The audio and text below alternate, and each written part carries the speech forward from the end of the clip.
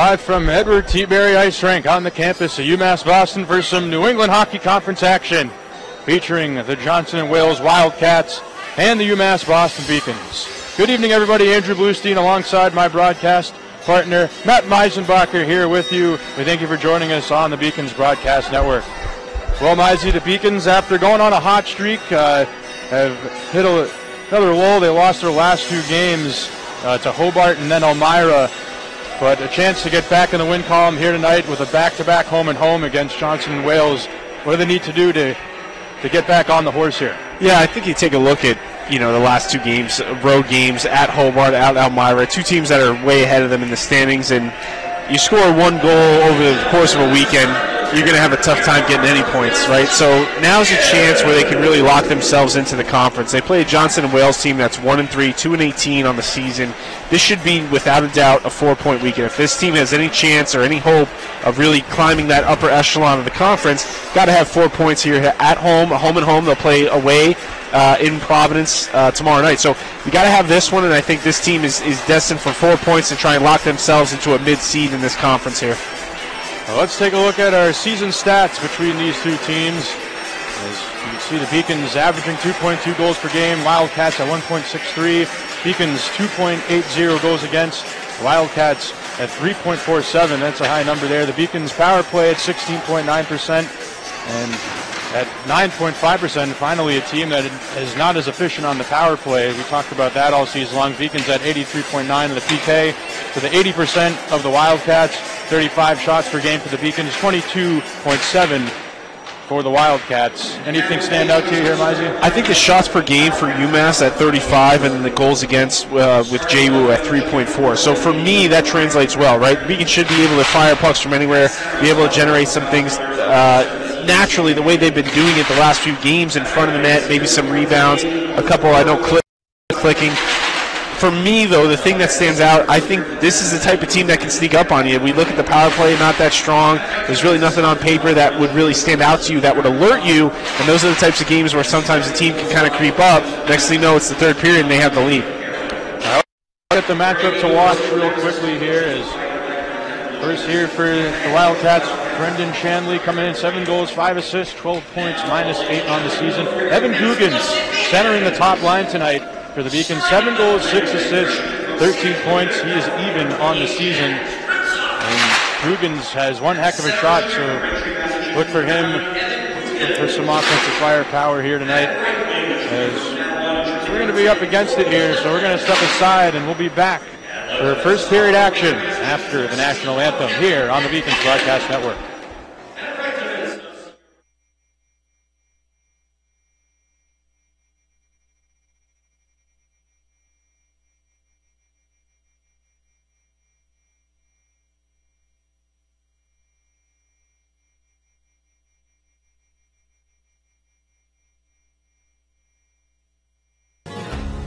The 5-campus UMass system is the university that educates the workforce of Massachusetts. We recognize that we are truly here for a reason, and that recognition inspires us and drives us every single day. Paris changed my life, and I got there through UMass. Those very specific seminal moments in Paris, the subway. A man in a tuxedo walked in, and a woman in a long gown, and it was stunning. It all hit me. It was like a lightning bolt. There was this world of beauty, style that I wanted to be a part of. That was the beginning of the journey. And that all came through the University of Massachusetts. And that was really a key moment for me. That's one of those moments you never forget. The University of Massachusetts Boston. It's just minutes from downtown, and the Princeton Review calls it one of the best values in the country. A nationally recognized institution of academic excellence and research, UMass Boston offers more than 150 undergraduate and graduate programs, 16 Division III sports, and more than 100 student organizations. To learn more about the opportunities waiting for you at UMass Boston, visit in person or online. UMass Boston, a research university with a teaching soul.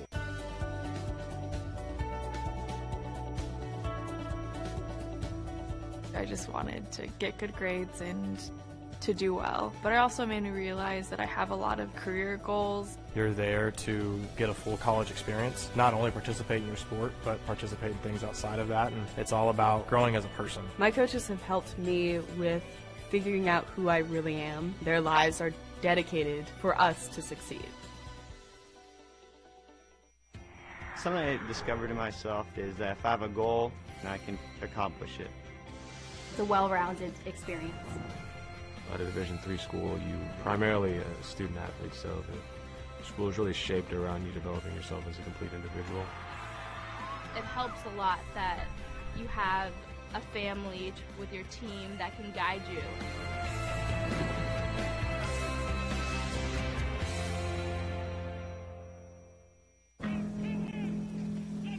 Celebrate the soggy shoes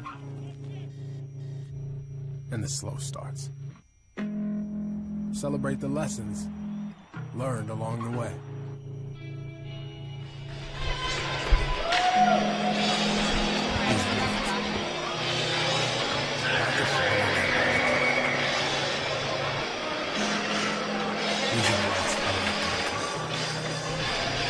And welcome back here inside Edward T. Berry Ice Rink. Andrew Bluestein, Matt Meisenbacher here with you.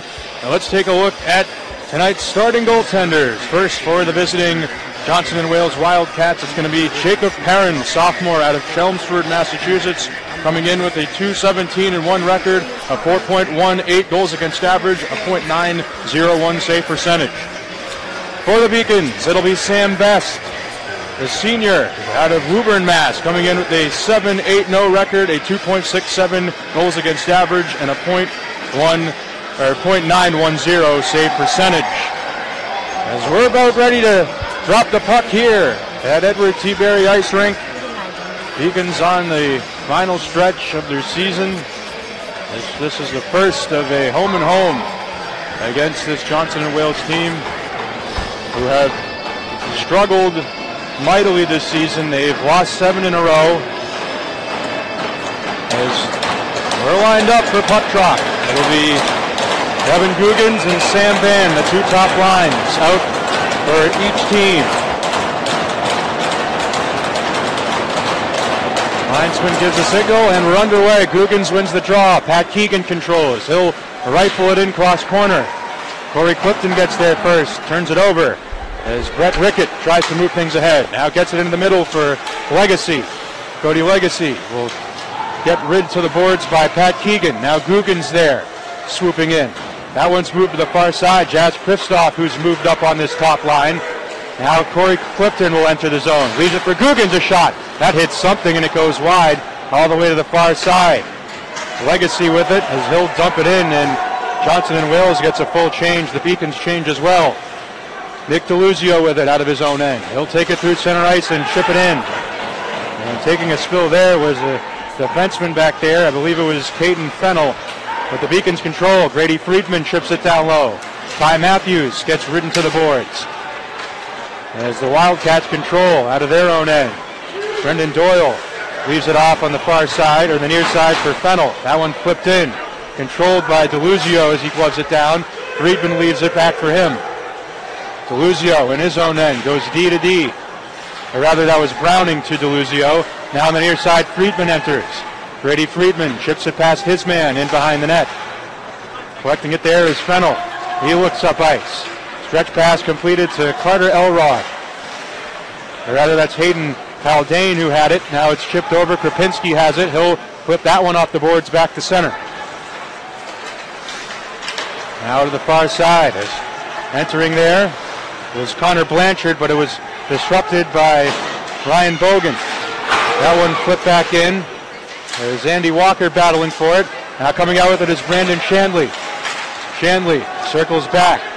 Now takes it up top. Goes cross for Ryo Namiki. Now a shot from the point and a save by Best as he'll smother it. Namiki out of Japan. Not something we see often. Pretty good start here to this hockey game. About 2 minutes in. Solid start here. Couple hits. Some neutral zone action. Both teams have had a chance to generate some offense there. And you see a shot from distance there. Good first save for Best from distance. Goaltenders always like that. A shot from distance. get yourself involved in the game early on. Beacons control that face-off. Pat Keegan will flip it back out to center.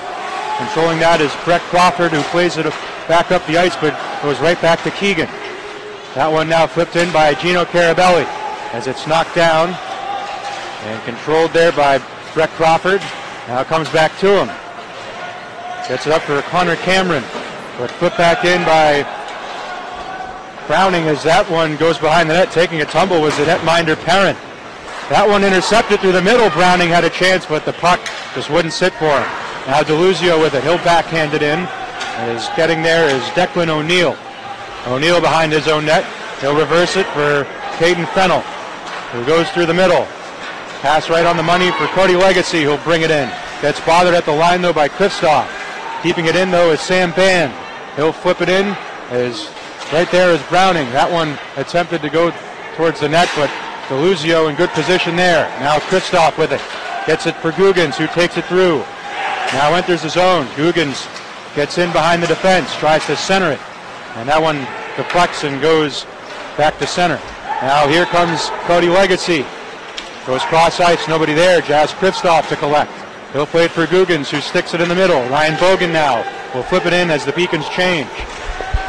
Bogan, defenseman, goes hard to the boards and gets right back to his feet. Now a chance for Manzo there as he tried to pick the pocket and the puck rolled off his stick. Matthews now has it, tries to tuck it, and still loose in the crease. Brady Friedman now with it. Friedman holds, now gets it in the middle for Manzo. Manzo walks towards the faceoff dot, leaves it off for Friedman. Friedman in the middle. His shot goes just wide on the blocker's side. Puck goes to the far side. Brady Friedman now. He'll flip it in. That goes behind the net. Ryan Bogan heads off for a change. Controlling it is Jared Lamoth. As Wildcats look to exit back to center, but Michael Krapinski's right there. Pushed ahead. Mike Manzo swoops in to find the loose puck. Now goes for Pat Keegan, who's back behind his own net. And the Beacons will slow things down here as they get a change. Really like that second line tonight. The two freshmen in Manzo and Friedman really finding their own. They see driving the net, generating some offense there. Only able to get one shot on goal. And I think the one cog, if they can get Ty Matthews going on this line, this could end up being the top line for the Beacons here in the final push. Alex Duncan over. That shot goes just wide by Rowland. As Perrin may have got a piece of it. Goes behind the net. Alex Duncan with it. As he gets stapled to the boards. Now coming out with it was Brendan Doyle. Still tied up. Beacons get it back. As Rowland for Duncan. That shot gets blocked. Rebound Walker. And a nice save by Perrin. Well, we'll take a moment here. 5 minutes into this hockey game. If you're not here, mention Bob Walker, graduate of 69. Really esteemed alumni of this program. He passed peacefully. He's in the Hall of Fame. He was on the 65-66 Boston State team that went 20-0. Served in Vietnam. And was a staple in a lot of the alumni events that we still hold to this day. Just a quick moment to thank him for what he's done for this program and for those that knew him best. We wish him and his family well, thoughts and prayers, and all the best to the people that he affected. He had an impact on this program without a doubt. So the people that he affected in his lives, I'm sure, were a small piece of that. But Bob Walker of 69, rest in peace. Well said, Mizey, as we went over his resume in the pregame over the PA system and seemed like quite the man. As a good chance by Jacob Banks at the end of the Beacons as Jacob Perrin was strong on that opportunity as that one now sent back to center. Nick DeLuzio will send that one in. Goes around. And that one's kept in. Now a shot by Davis Browning goes wide all the way to the far side, back to center. Krapinski will control it. Goes D to D for Browning. Browning will just flip it in. Getting there first was Brett Crawford as Gino Carabelli controls now. He gets tied up as Guggens comes in for support. Guggens playing center tonight. Gets flipped to Bogan. Now Krapinski, his shot right into the gut and held by Jacob Perrin. But the Beacons with a strong forecheck the last couple of shifts here. Yeah, generating some offense there. And that's one, a nice play where they're able to shift from left to right and get a shot on goal. The one thing that's missing, though, and this has kind of been a issue for them all season, that's a pretty routine save, right, for Parent. You got to try to find a way maybe to get a redirect there. If you're just going to fire it into goaltender's chest, that's a 99% save most of the time. Got to find a way to maybe try to get a redirect, get a tip, get a screen before you release that puck. Otherwise, it's really just a face-off. Connor Cameron now with it at center. Gets it on the wing to Carter Elrod. That one flipped in. Ryan Bogan. And now Krapinski helping out there as it's tied up against the end boards. Still tied up. The official urging him to play it. Comes out loose. Guggens with it.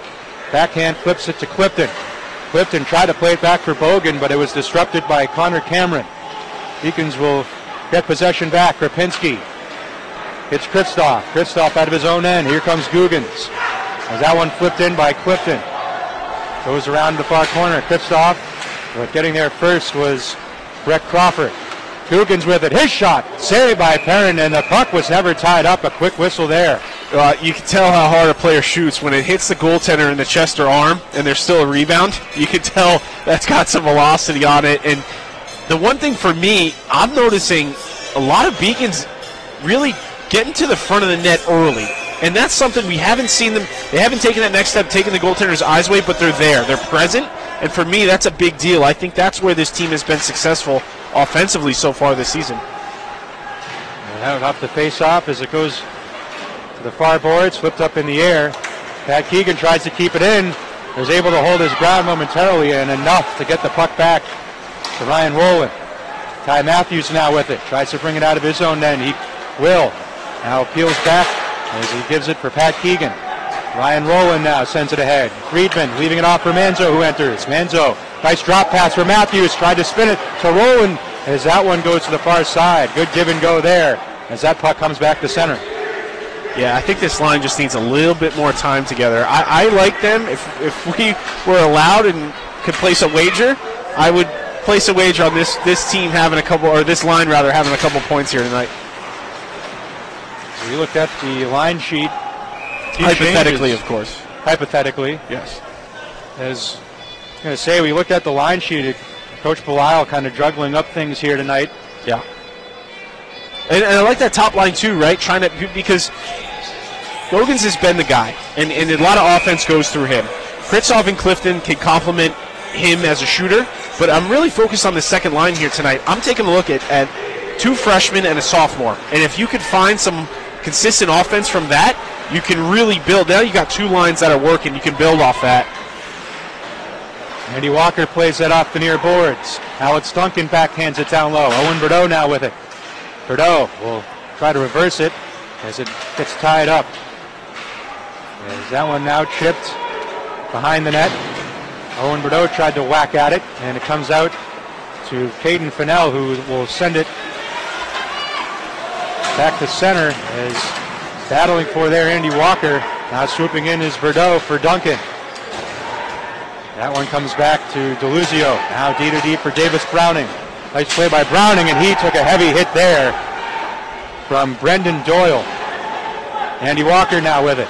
Walker loses an edge. He gets tied up in the near corner. That one tried to get flipped back to the point by Carabelli, but it was knocked down. Now a chance the other way. Connor Blanchard takes it to the outside. A shot saved by Best. Puck goes back off the apron of the goal, and now Krapinski tries to bring it out. Krapinski gets it back to center and bumps into the linesman there, who takes a tumble. Krapinski without his stick. Ryan Bogan will step into that one, goes off the boards. And that'll get sent in by Connor Blanchard as they'll change up. Now to the far side, Carabelli whacks it back to center. Coyle Bankowskis tried to get there, couldn't, as it's sent back to the near corner. Ryan Bogan plays it ahead just out of the reach of Jacob Banks. That one flipped through the middle by Brett Crawford, but given away. Jacob Banks will enter, has Carabelli going to the net. Shot, save, as that one got kicked out in the high slot, but Carabelli overskated it going to the net. Yeah, nice shot there by Banks. He goes for a change. I like the way the Beacons are moving the puck. They seem to be attacking with speed, and the passing is connecting so far.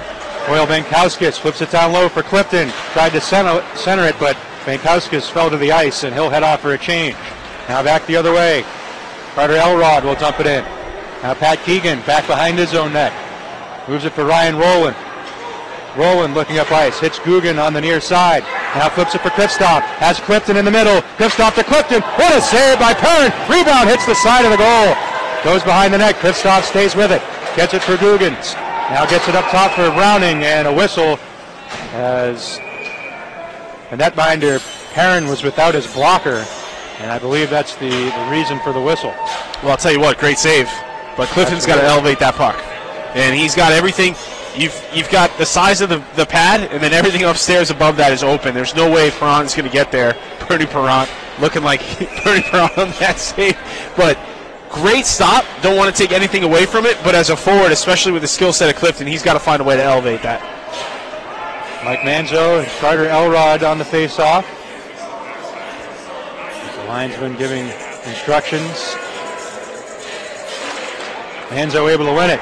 Gets back to the point to Lucio for Browning, who throws it towards goal, deflects just wide. As that one tries to get sent back to center, but Ty Matthews does a good job there. Now he's tied up on the boards, but that one gets flipped back to center. Now Grady Friedman will bring it in. Friedman leaving it for Browning, and a shot on goal, and a save by Perrin. Once again, you talked about it, Mizey. Not a lot of traffic on that opportunity. Yeah, and that's just the one thing that's missing right now. I really like the way this offense is clicking. They seem to be moving the puck well. They're entering the zone with speed, but Perrin's making a lot of saves, and a lot of these, other than the one he made prior to this one, pretty routine for a goaltender. They're from distance. They're hitting them in the chest. Those are pretty routine. They've got to find a way to redirect, get in front of the goaltender's eyes, and I bet you they find success. Yep, back the other way as gets flipped in by Brendan Doyle. Now with it is Hayden Haldane. His shot gets blocked by Bordeaux. Back to center. Beck Crawford now will try to slow things down. He's looking up ice. Gets it for Haldane, who flips it for Davis Bone, who sends it in. But Alex Duncan gets there, and we're going to have a penalty as I believe Andy Walker is going to head off. Yeah, I agree with you. Pretty quick call by the referees. That arm went up in a hurry. And the Beacons are going to be shorthanded. Great opportunity for the Wildcats here. And really, they had that opportunity early on. Haven't had much since. It's been all Beacons. But now with 9:06 left in the first, a power play they don't. A power play that percentage-wise is lacking. But the last thing you want to do is give a team an opportunity to increase that percentage. So Cody Legacy with Hayden Haldane, Brendan Doyle, and at the point. This is what I love, Pat Keegan. You know, he takes exception to something there, quick whack, and then I was like, yeah, what? So drop the puck. Referee's saying, I'm watching you. He's like, yeah, that's fine. Keep watching me. Sam Band at the point along with Declan O'Neill. Sam Band with it, the center out top. That goes cross ice for Brendan Doyle. Has trouble with it, able to get it for Declan O'Neill. O'Neill now in the middle. Legacy shot gets blocked to the corner. As Ryan Rowland tried to get to the puck, the official was in his way. It's tied up on the near side. Carabelli comes out with it. Gino Carabelli will send it down the river. Great effort, makes the block, wins the puck battle in the corner, and sends it down the length of the ice. These Wildcats will make a partial change. Legacy tries to get in, but it was stonewalled by Pat Keegan, who sends it the length of the rink. Approaching a minute 10 to go on the first power play of the night. Given to the Wildcats. Andy Walker in the box. That one sent for Brett Rickett, who had it trampoline off his stick. Now goes to the end boards. Tied up by DeLuzio. Getting in there is Dakota Kincannon. As that one goes to the near corner. Now flipped up top. Stepping into that one, a fake shot by Cam Martin. Now another chance over, gets blocked. Gets whacked towards the middle and back to center. As 40 seconds now on the Johnson & Wales power play. As they look to move things ahead, Brendan Shanley tried to do it himself, and he ran into Ryan Rowland, who will send that all the way down the ice as Jacob Perrin comes out to play it. He'll leave it off for Caden Fennell. Fennell on the far wing. Now to the near side. Cam Martin out of his reach. Whack back all the way down the ice in the final 15 seconds. of this Wildcat power play. Beacon's doing a good job of taking away the middle of the ice as that one set to the far side and carried in, but whacked back to center. Now a chance by Carabelli. As that will kill off the penalty, we're back to 5-a-side. Carabelli sends that one around, goes to the far side. Evan Guggens gets there first, looking for Carabelli, but was disrupted in front there by Carter Elroth. Guggens now tries to get it for Kristoff. Kristoff battling, gets it for Clifton. Now Kristoff has Guggens going to the net. Kristoff pulls up. Kristoff will send it around the net. Around the kick play. Evan Guggens gets there first. Guggens with it on his backhand. Gets hammered hard into the boards, and that's going to be a penalty as a boarding call as Guggens was pushed pretty hard there from behind. Yeah, and that's a hard-working penalty. When you're outworking a team, especially in the offensive zone, they're a step behind. You can get penalties just based off that. It's not. There's no real intent or maliciousness. It's just, hey, they're a step faster. I got to do something to try and slow them down, and I think that's what you had there. Elrod's going to sit. 2-minute power play for the Beacons. So the Beacons, whose power play has drastically improved the second half of the season, will get a shot at it here. Their first of the night. It'll be Ty Matthews with Evan Guggens, Dakota Kincannon, Ryan Rowland, and Jazz Kristoff at the points. There's that draw one by Davis Bone and sent all the way down the ice in on Sam Best. He'll leave it off for Ryan Rowland. Rowland up ice through the middle. Now hits Guggens on the wing. Guggens enters with a nice move. Guggens goes to the ice but stays with it.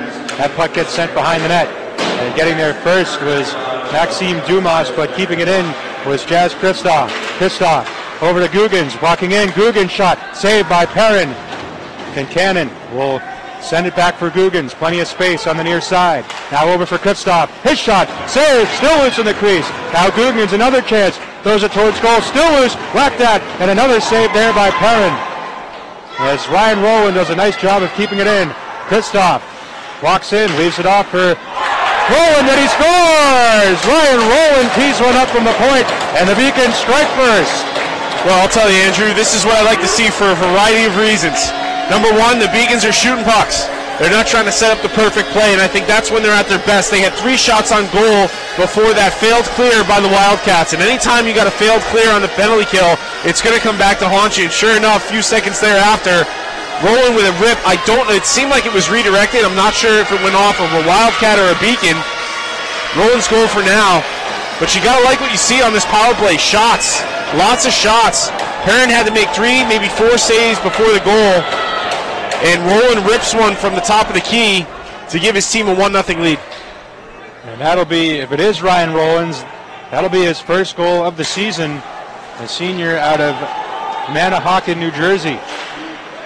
Anytime you see a failed clear on a penalty kill at any league, it usually ends up in the back of the net.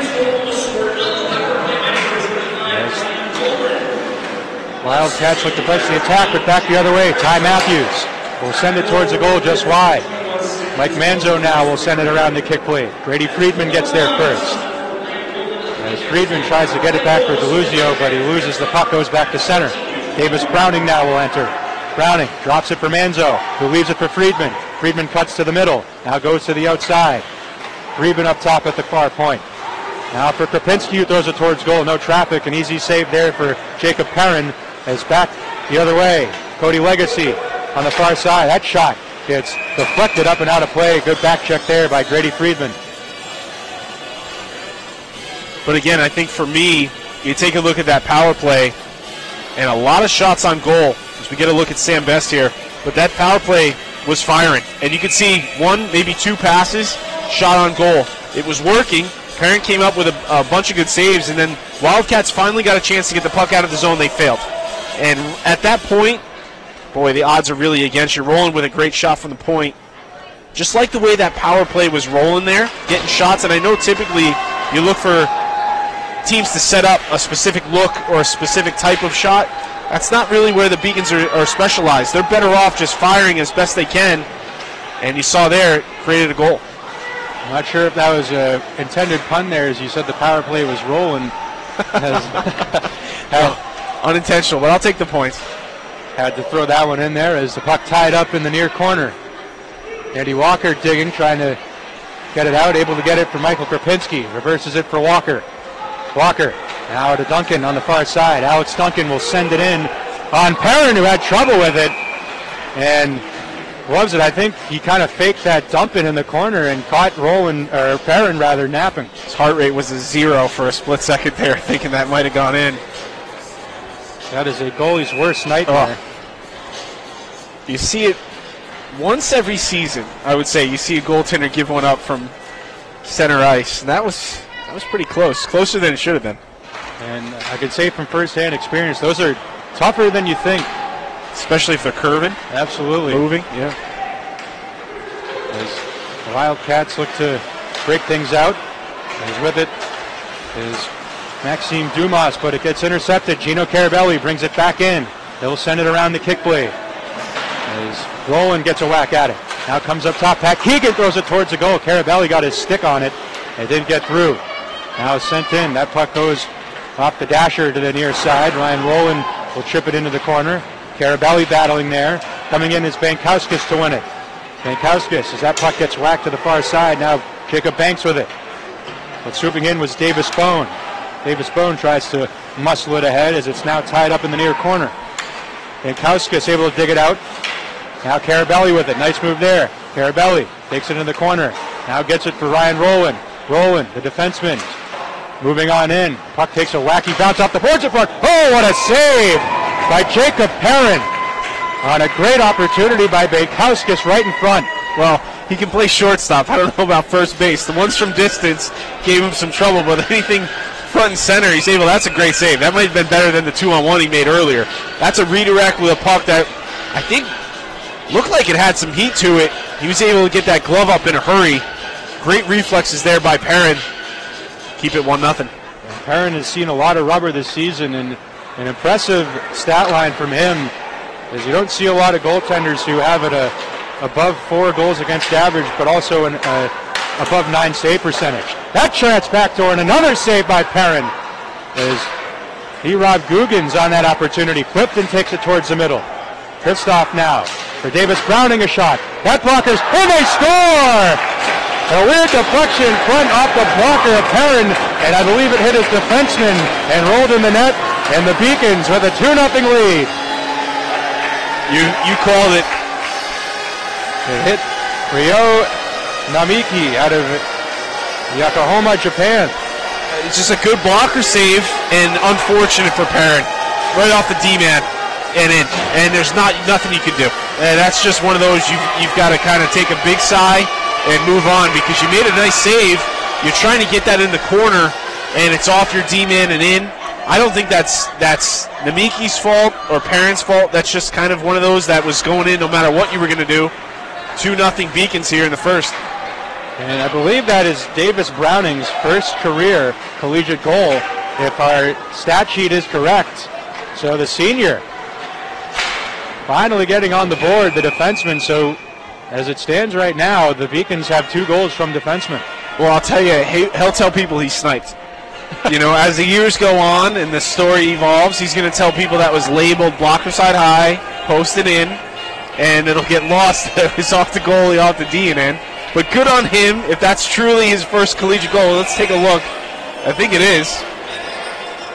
Good on him as a senior D getting it done. Yeah, it says on our line chart, it says 54 career games, no goals. So congrats to Davis Browning. Good on him. Giveaway. Grady Freeman a chance. Another save by Perrin, and the puck goes to the near or far side. As they bring it back in, Brendan Shanley. They just announced it, Andrew. Sure enough, first collegiate goal. Good on Browning, getting it done. Running out a little bit of. You talk about running out of roadway. Only tonight, tomorrow, 4 games left if you include tonight to get your first collegiate goal, and he gets it done. So he can take a sigh of relief as Krapinski now moves it. Grady Friedman on the near side. Beacons just all over Johnson and Wales here in the second half of this first period as we're approaching 1:30 to go. That one chipped to the far side. Friedman doing a nice job there as the puck Goes to Pat Keegan. Keegan from the point. Tees it up. That one goes just wide. Duncan now tries to bank it off Perrin, and it comes back to Keegan. Keegan gets it for Andy Walker. Throws it towards the goal. Deflection in front. Duncan again on the rebound as that one goes behind the net. And that one thrown towards the front of the net as Max Dumas tries to move it ahead, as once again Wildcats having trouble getting it out, as now they are finally able to. That one rolls in on Sam Best. He'll play it for Pat Keegan. Keegan takes the hit to move it ahead for Owen Bordeaux, but it goes too far ahead of him. Brendan Shanley. There's that one now flipped in by Brett Crawford. Pat Keegan now with it, looking up ice. Keegan will fake the dump in, now send it in, and the fake dump in caused Owen Bordeaux to go offside. Yeah, not really sure what Keegan was trying to do there. It's kind of in between a shot and a pass or a dump, and kind of double clutched, created the offside. One thing I've noticed, Mizey, we've seen a lot of shots from the point thus far by the Beacons. You got to wonder if that's part of the strategy, something maybe they saw on film against this Johnson and Wales team. Yeah, it's a good point. You know, talking to this coaching staff, I think there's been an emphasis to simplify, and that's one of the most basic things you can do is a lot of times your D have the most room. You know, when your forwards are covered. So if your D are open and they don't have an instant pass or an easy pass, just get that to the net. And you're seeing that here tonight. As that puck rolls in on Sam Best, and he's forced to take a whistle with 21 seconds left to go here in this first period. But like you said, the Beacons have tilted the ice in the second half of this first period. Yeah, 18 shots on goal to 3, and 2 of those were recent. There was one for about 17 minutes here in this period. Mike Manzo on the faceoff against Brett Rickett, to the right of Sam Best. Manzo backs out, will step back in. Manzo wins the draw. DeLuzio behind the net will flip it to the far side, out of the reach of Ty Matthews. Chance from the point as that gets whacked by DeLuzio. Another opportunity. Puck was tied up down low. Final 10 seconds of the first period. Goes to the far side. As Dumas chipped that one, it goes behind the net, and that will do it for the first period, and the Beacons will take a 2-0 lead headed to the room. You got to like that period. If you're a Beacon fan, I think for me the thing that stood out was the intensity and came out flying. You mentioned it, controlled the puck for the majority of that period. 18 shots on goal, 2 of which beat the goaltender. I think you've got to be happy here if you're a Beacon fan. I thought the Wildcats started well, but something happened after the first 5-ish minutes. I don't know if there was an adjustment that was made by the Beacons, but it seemed like the Wildcats were playing defense for the majority of that first period here. Perrin came up with some big saves. This could be a lot more lopsided. 2-0. He made some key saves, that 2-on-1, and then that glove save in the low slot. He was able to come up with those right there. Could be 4-0. So gotta like what you see if you're the Beacons. I think these Wildcats got to adjust here. There's just not nearly enough offense for them to be thinking they can be competitive in this hockey game. They got to find a way to generate some more opportunities. But overall, a solid first period for the Beacons. So the Beacons will take a 2-0 lead over Johnson and Wales to the room, as that'll wrap up our first period action. But we'll be back to go over our first period scoring summary and game stats. Andrew Bluestein, Matt Meisenbacher here. We'll be right back on the Beacons Broadcast Network. Play the sport I love. All of those things came together very nicely in one package in Division III. I'm the first undergraduate alumnus to lead this university. I'm very proud of that. I was literally able to transform my life because of the University of Massachusetts, and I want that for every single student that walks through the door. Moving from Turkey, it was a rough journey for me because when you don't really speak the language that well and when you don't really fit in the crowd, it's very easy to disappear. But I decided not to give up, and UMass helped me. Cheer for the stumbles. The he should have had that's. And the tears that linger. For in those moments, greatness lies. There, you will find the provoked, the determined, the unified. It's in those moments that champions are born. I did receive a non-athletic scholarship upon entering school. I got the presidential scholarship, which was huge for me. I think there's more opportunities for academic scholarships in Division III. I did receive academic scholarships. Just being involved on campus, being a leader, all those things combined kind of get me recognized. It's a great experience for me.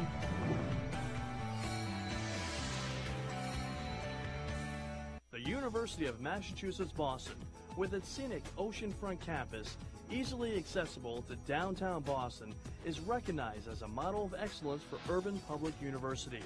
16 NCAA Division III sports are part of the more than 100 student organizations that create an engaging campus life in America's biggest and best college town. UMass Boston, Boston's urban public research university for the 21st century. Division III allows you to give yourself to other things. Having that free time allows me to pursue the things that I want to pursue. Division III athletics affords students the opportunity to, engage in the other interests in their campus and in their lives outside of that sport. It allows you to just be able to do everything you want to do. I wouldn't change it for the world.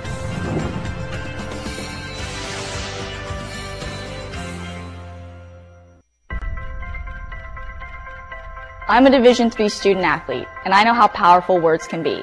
The term gay doesn't mean stupid, lame, or less than. So I pledge to speak up if I hear the term gay used in a derogatory way or any other homophobic terms. If you can play in Division III. I'm a Division III student athlete, and my teammates unconditionally accepted me as part of their family.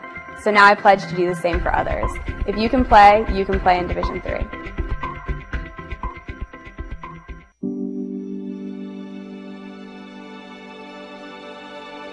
What separates UMass Boston from other schools is the fact that a large percentage of students commute.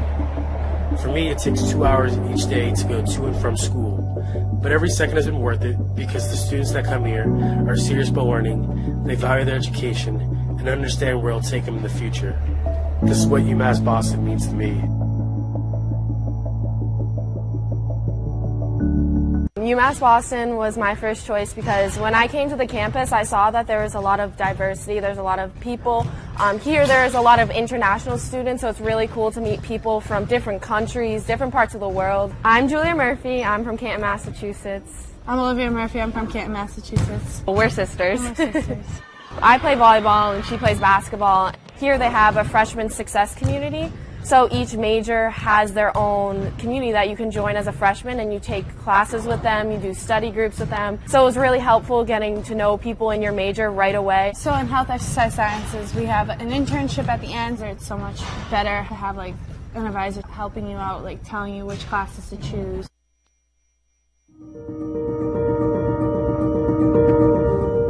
People at UMass Boston, they're here because they know they can have an impact, not just on research, but on people, on their students. This is just a starting point. It only has potential to grow, and it has a big potential to grow up. You're really having a direct impact on people's lives, and you can see that now, and you can see that years from now. So I think it's becoming the place that people want to go. What UMass Boston is able to offer to its young people certainly stands out to that mission that was set right out in the beginning. It's something UMass Boston should be and can be very proud about.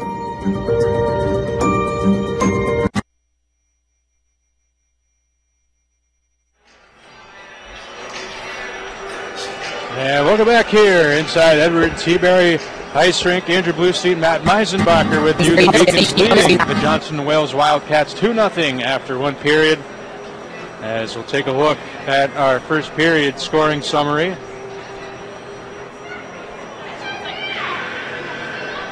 We've got our graphic queued up for you there. As Ryan Rowland opened the scoring on the power play. Jazz Kristoff, a lone assist on that one. And then Davis Browning getting his first career collegiate goal as a senior. And Jazz Kristoff grabbing another assist on that clip. Corey Clifton, the other assist on that. And that's where we stand heading into the second period as we'll take a look at our game stats thus far.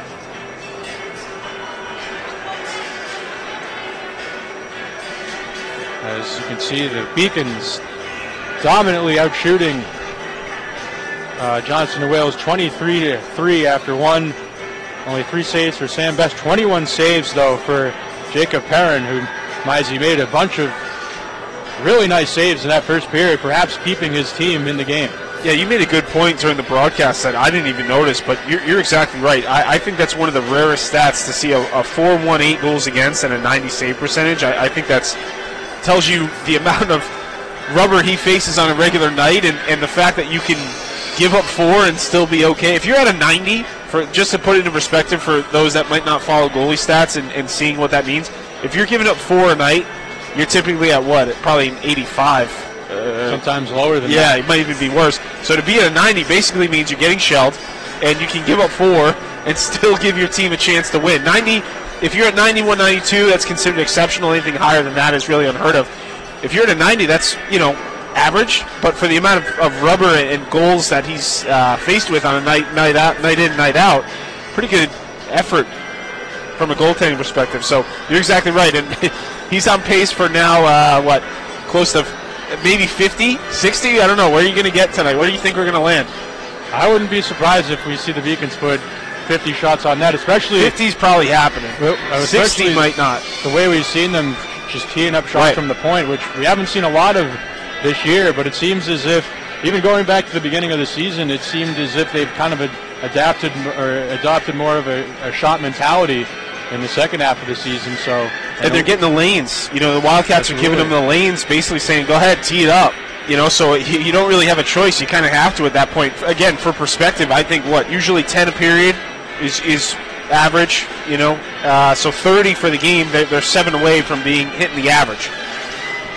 You take a look at the power plays. The Beacons 1 for 2 on the power play. Wildcats 0 for 1, and that's where we stand now. Mizey, any final thoughts as we wrap up our first intermission coverage? Expect the Wildcats to make some changes. I think coming out in the second period here, they know they're well aware of what the shot totals are and what the score is. They've got to find a way to, I think, at least be more aggressive and at minimum block some more shots. Maybe you can't make as many adjustments as you'd like given the roster that you have, but I think you've got to have a bigger commitment in your D zone. Block some shots. Your goaltender's facing too much rubber right now. Well, that'll wrap up our first intermission coverage. Once again, the Beacons leading Johnson & Wales by a score of 2-0. Heading into the second period, Andrew Bluestein, Matt Meisenbacher with you. We'll be back for second period coverage on the Beacons Broadcast Network. UMass is very public service focused, and it piqued my interest, and I started doing more research on it. I'm very focused on what can I do to make the world around me a better place. My name is Lydia Grasso. I'm a junior at UMass Boston studying sociology and minoring in human rights. Because I won the Chancellor's Scholarship at UMass, it allowed me to go to Cambodia. I was working at the Sihanouk Hospital Center of Hope. I was in the place of something horrible that had happened. I could either go home and kind of forget about that experience and kind of block it out, or I could do something so that things like that never happened again. UMass provides me with opportunities that I wouldn't get anywhere else and gives me a global perspective in a public setting. I definitely transformed at UMass.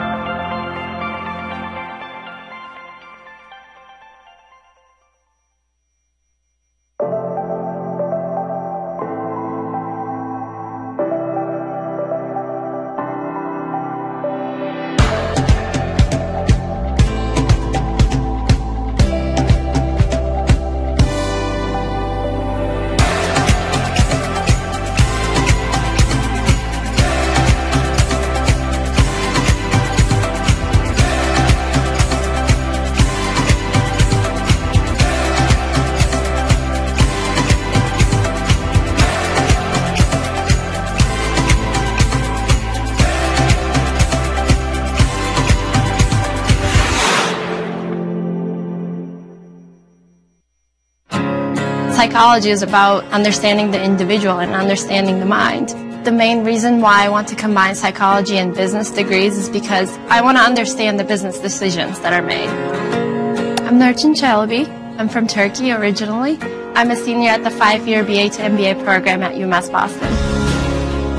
I think in management, the biggest mistake you can make is to not listen. So I want to be able to step into a company and say, here's what you're doing now, and here's how you can improve it.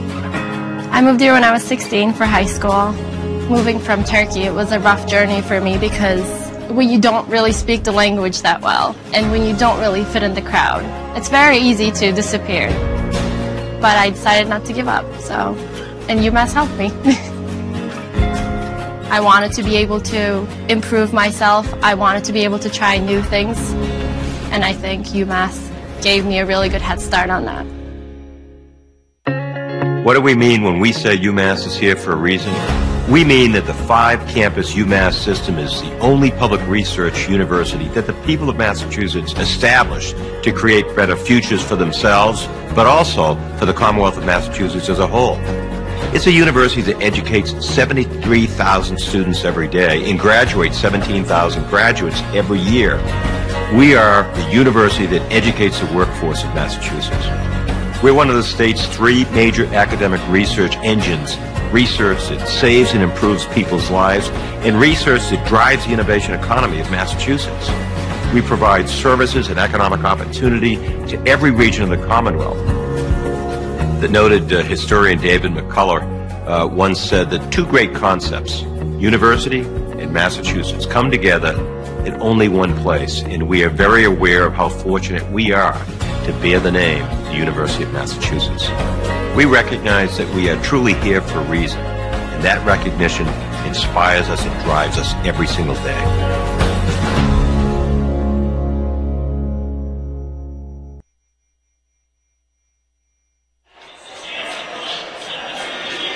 And welcome back inside Edwards Seabury Ice Rink. Andrew Bluestein, Matt Meisenbacher with you as we're about to start our second period. Beacon's leading at 2-0. As you talked about adjustments that Johnson & Wales needs to make, and how much, we haven't really touched on this a lot this season, how much does the long change factor into when you have to make adjustments? It can bite you. I haven't seen it too much at this level. I think players are quicker to change. They recognize it. You see it sometimes more at the higher levels where offensively there's a little bit more skill. So you can pin a team in the offensive or their defensive zone rather, which is where you can get caught. But it is something to be aware of, and I think more so it's a different change when you're getting off the ice. So sometimes what you do see is too many men, and there's a little bit of miscommunication that can result in a penalty. So not huge, but it is something to be aware of, and it is relevant. And we're underway for second period action. Sam Band able to win that draw, but the Beacons will control it. Pat Keegan looks to move things ahead. That one chipped in by Jazz Kristoff, so no icing, as Jacob Perrin out to play it. Well, it's to the far side as going down there was Clifton. As you mentioned it, a trip but no call. Both officials' arms stay down. Sam Best will leave it off for Pat Keegan. Pat Keegan with speed, chips it off the far boards. Evan Guggens tried to move it ahead, but a nice play there by Declan O'Neill standing his ground. As that puck takes a funky bounce off of Guggens in the middle, and no icing as the speed of Kristoff eliminates it. Now Guggens will come in and try to get there, but it's moved into the middle. It's back the other way. Cam Martin tries to enter, but Pat Keegan stonewalls him. Grady Friedman now will chip it back to center. Nice move by Grady Friedman. He gets it in the middle for Ty Matthews. Now Mike Manzo with it. Looking for Matthews. That one tipped just wide. And I believe it was the back checker, Martin, who got a piece of it. That one thrown through the middle of the ice. Almost a breakaway opportunity for Connor Blanchard, but Deluzio read that nicely. Now Blanchard will enter the zone on the near side. Takes it behind the net. Now to the far side. Tries to play it across. Gets it for Max Dumas. That shot gets blocked by Deluzio. Deluzio banks it high off the glass. As Grady Friedman now stays with it. They'll enter the zone. He'll wait for reinforcements. Friedman stays with it for Deluzio, who steps into one. That one deflects wide. As that one tries to get tripped ahead by Dumas, but Friedman does a good job on the back check and will send it right back in as the Beacons make a full change. That should have been called too. So the officials letting them play here early on in the second period as that stretch pass goes off of Brendan Shanley's stick. Ryan Bogan collects. He'll leave it off for Alex Duncan. Alex Duncan looks to move it out of his own end. Gets bumped off the play, but he's able to stay with it. Duncan will flip it in cross corner. Andy Walker will get there first. Good speed. He'll stay with it. Now on the backhand to Ryan Bogan up top. His shot deflects wide. Krapinski now pinching in. His shot goes wide. Krapinski went to the ice, lost his glove, and he's holding his right arm. Hope he's okay as he'll head to the bench and straight off towards the locker room. So we'll keep an eye on that. Pat Keegan now out of his own end to center. Keegan will enter. His shot gets blocked and goes to the end boards as Krapinski's stick and glove still out there. Owen Bordeaux digging at it. He comes out with it. Now Carabelli covering the point. We'll leave it off for Bordeaux, but it goes back to center. Bordeaux to Ryan Rowland. Rowland for Bankowskis, who chips it in. No icing. Collecting that is Ryo Namiki, the Japan native, as that one moved to center.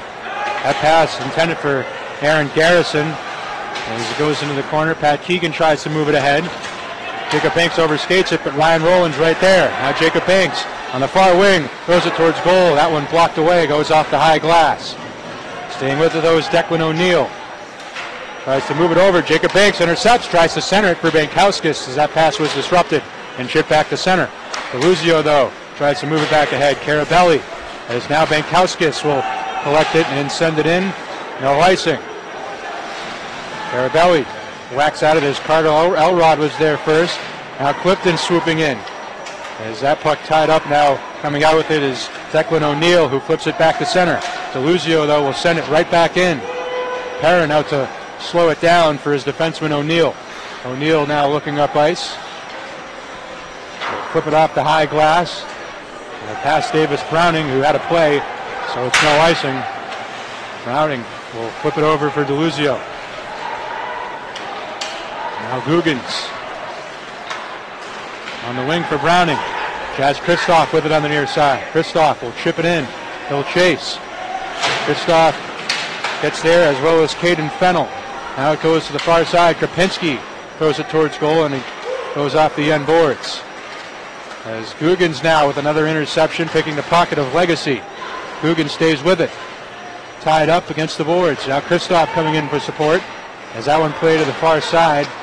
As a little bit of lack of fluidity for Johnson and Wales out of their own end, but they do get it to center. That one flipped in by Rickett.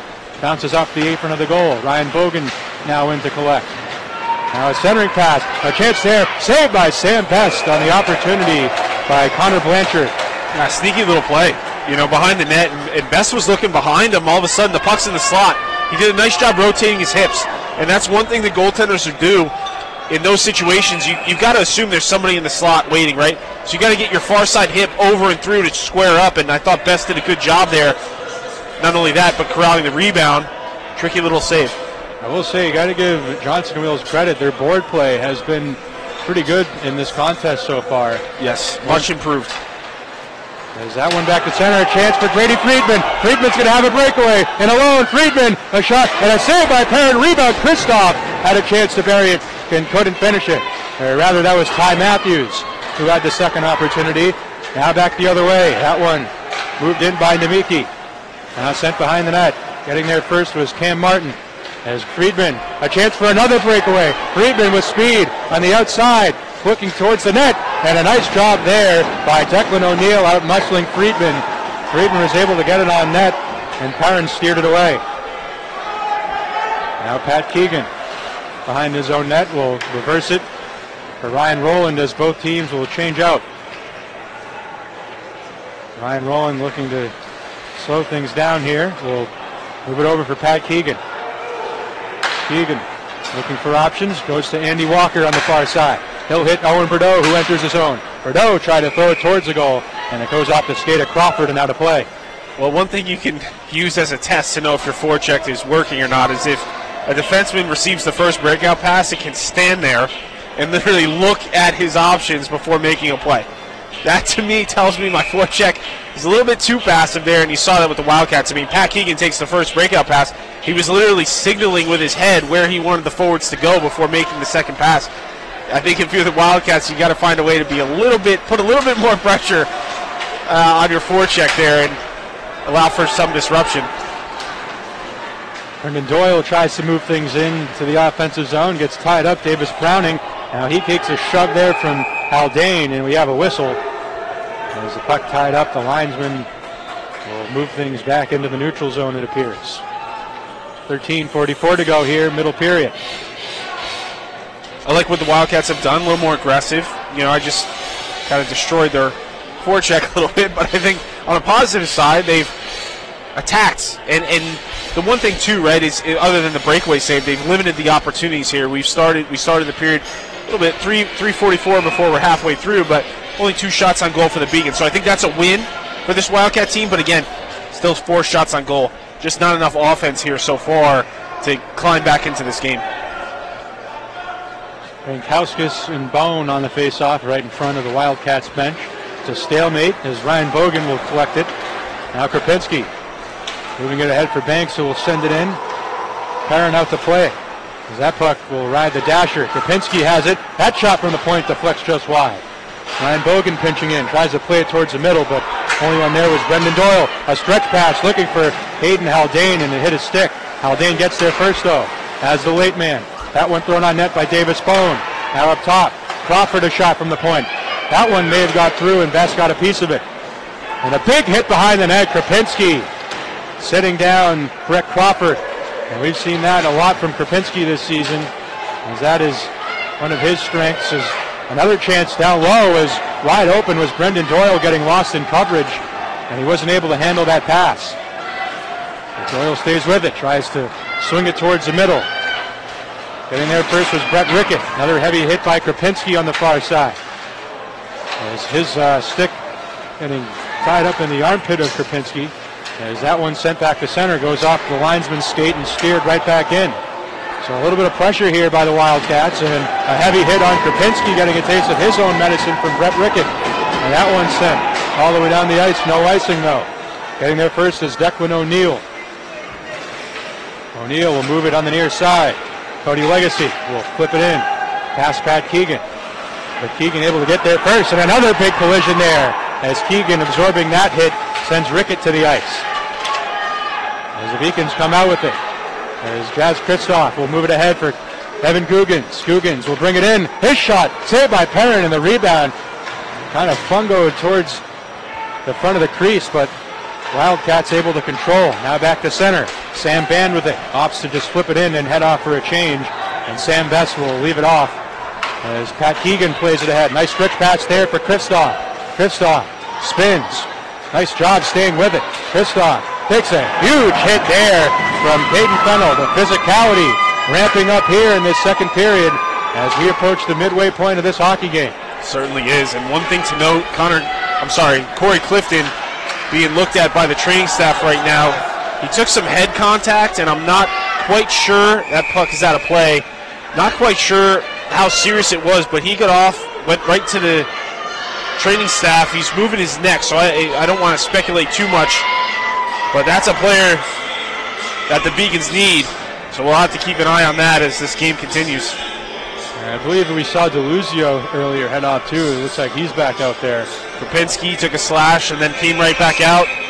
And Clifton's already back on the bench, so he's all right. Maybe stung his neck a little bit, but wanted to mention the shift to Krapinski. He broke up what could have been a breakaway pass, and then you mentioned made a couple hits, took a couple hits.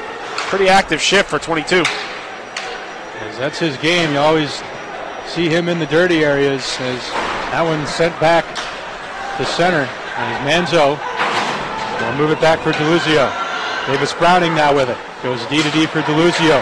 DeLuzio will chip it ahead for Manzo, who deflects it in. Now Bordeaux with it in the corner. Owen Bordeaux up top for Davis Browning. A shot goes just wide. I don't think Perrin ever saw it. As it goes in the corner, Manzo tries a centering pass. Ty Matthews had it, lost it, gets it back. DeLuzio to Bordeaux in the middle, taking a big hit there from Brendan Doyle. Davis Browning tries to move it ahead. As That one sent back into the Johnson & Wales defensive end. Partial change for the Beacons. Owen Bordeaux back with it. Nice move, good speed on the near side. Backhands one towards goal. Block it away, though, by Perrin. Bordeaux stays with it. Persistent effort here by Owen Bordeaux. Now Alex Duncan finds the loose puck. Duncan up top as Krapinski's one-timer, his stick breaks. And a lucky break there as the Beacons kind of had the puck deflect towards the middle. And you said, uh-oh there, Mizey, because it could have been a break the other way. Easily. If that puck gets through any harder, it could save there. That could have been a breakaway for sure. There's a chance of for Duncan. Backdoor pass, Andy Walker, as the puck explodes off his stick. Now comes up top, Pat Keegan.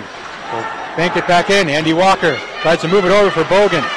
Beacon's able to stay with it. Jacob Banks a backhand shot. That one turned aside by Perrin.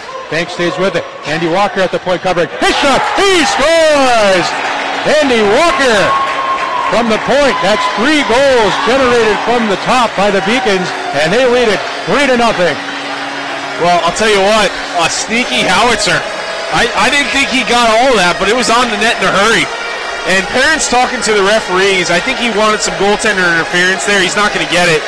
But Andy Walker turned the puck over. Got a minute, turned the puck over in the slot. I thought it was going to cost him. That was going to be in the shift. Beacons kept it in. And then just a little quick snap. Blocker side low. 3-0 Beacons. So Andy Walker, the senior out of Detroit, Michigan, grabbing his second goal of the season. And we apologize, we do not have instant replay here tonight at our disposal. So once again, the Beacons, all 3 goals by the Beacons coming from the point. Another opportunity, Carabelli from the high slot. That shot gets blocked. That's tied up on the far side. Frankowski stays with it, throws it towards goal. That was blocked aside, though, by Namiki. Another injury. Frankowski now heads off as Corey Clifton back out there. Pat Keegan, the defenseman, tries a fancy move. A centering pass, almost chipped in there by Clifton. Is back up the ice. Is stonewalled by Ryan Rowland. Now another chance. Carabelli. Beacons have numbers. Carabelli tries to center it for Ryan Rowland during the rush. And we have a penalty coming up here against the Wildcats, so the Beacons will head to the power play. Well, if you're the Wildcats, you got to be a smarty. You can't. You're down 3-0 now. You take a penalty. You're giving the Beacons an opportunity here to go up by 4. Pretty easy call by the referee there on the high stick. I mean, those are going to be called. It's very easy for a referee to see. Once it's above, at the shoulders or above, and that's pretty routine. And Bankowski's being looked at again. They're looking at his wrist. We've had 3 or 4 Beacons now that have just immediately gone to the training staff. They've all come back. So hopefully that's the case for Bankowski. It's Beacons power play. Evan Goog gets with it at the top of the circle. His shot saved by Perrin. Rebound comes out for Kristoff, who's at the point. Kristoff for Ryan Rowland up top. Now over to Evan Googans. Googans steps into one. That one deflects up and out of play.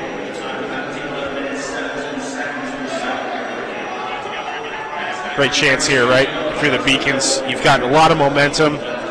First half of this period was pretty even. Wildcats even had momentum themselves for a little while, but you're seeing here with a golden opportunity to go up by 4 and really take control of this game. Googans plays it across. Kristoff for Rowland. His one-timer gets blocked. That one backhanded all the way down the ice. So the Beacons will stay with this top unit. Ty Matthews, Dakota Kincannon, Evan Googans with Ryan Rowland and Jazz Kristoff playing the point.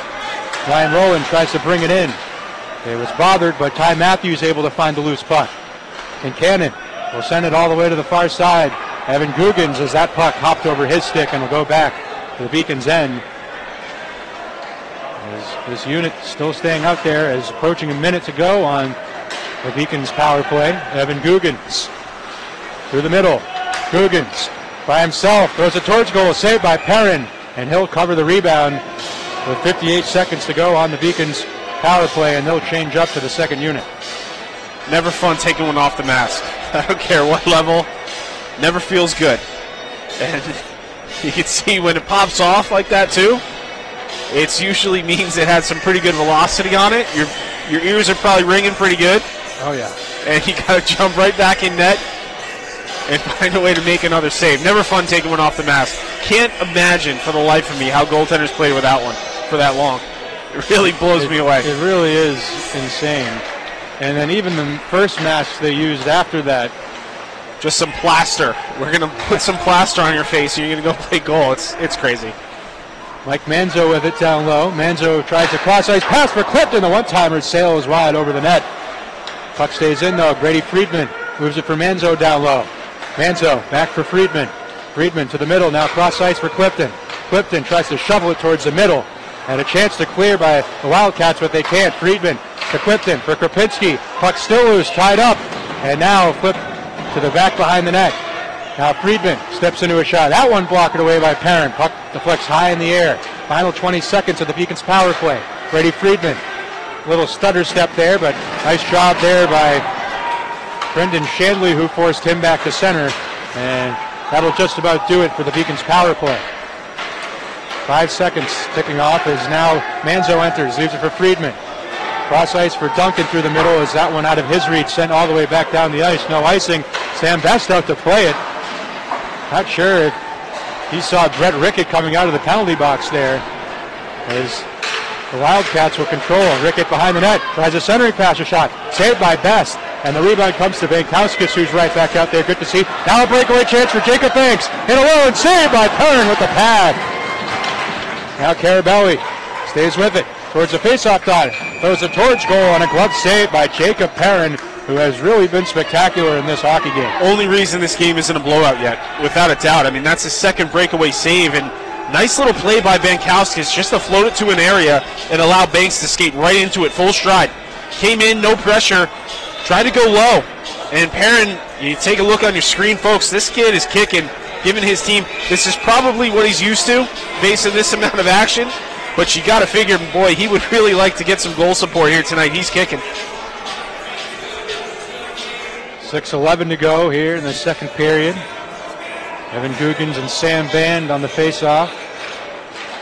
As that one's stalemated off the draw, Guggens won it, but goes right to Declan O'Neill. A giveaway chance for down low. His shot, and another great save by Jacob Perrin. Did he get that off the waffle board? Might have been the stick. I think he may have got it off the knob. It was on that side for sure. Another good one. That one may be a little luck factor. I don't know. That thing was labeled. But you mentioned it. Jacob Perrin getting a good workout in here so far in this one.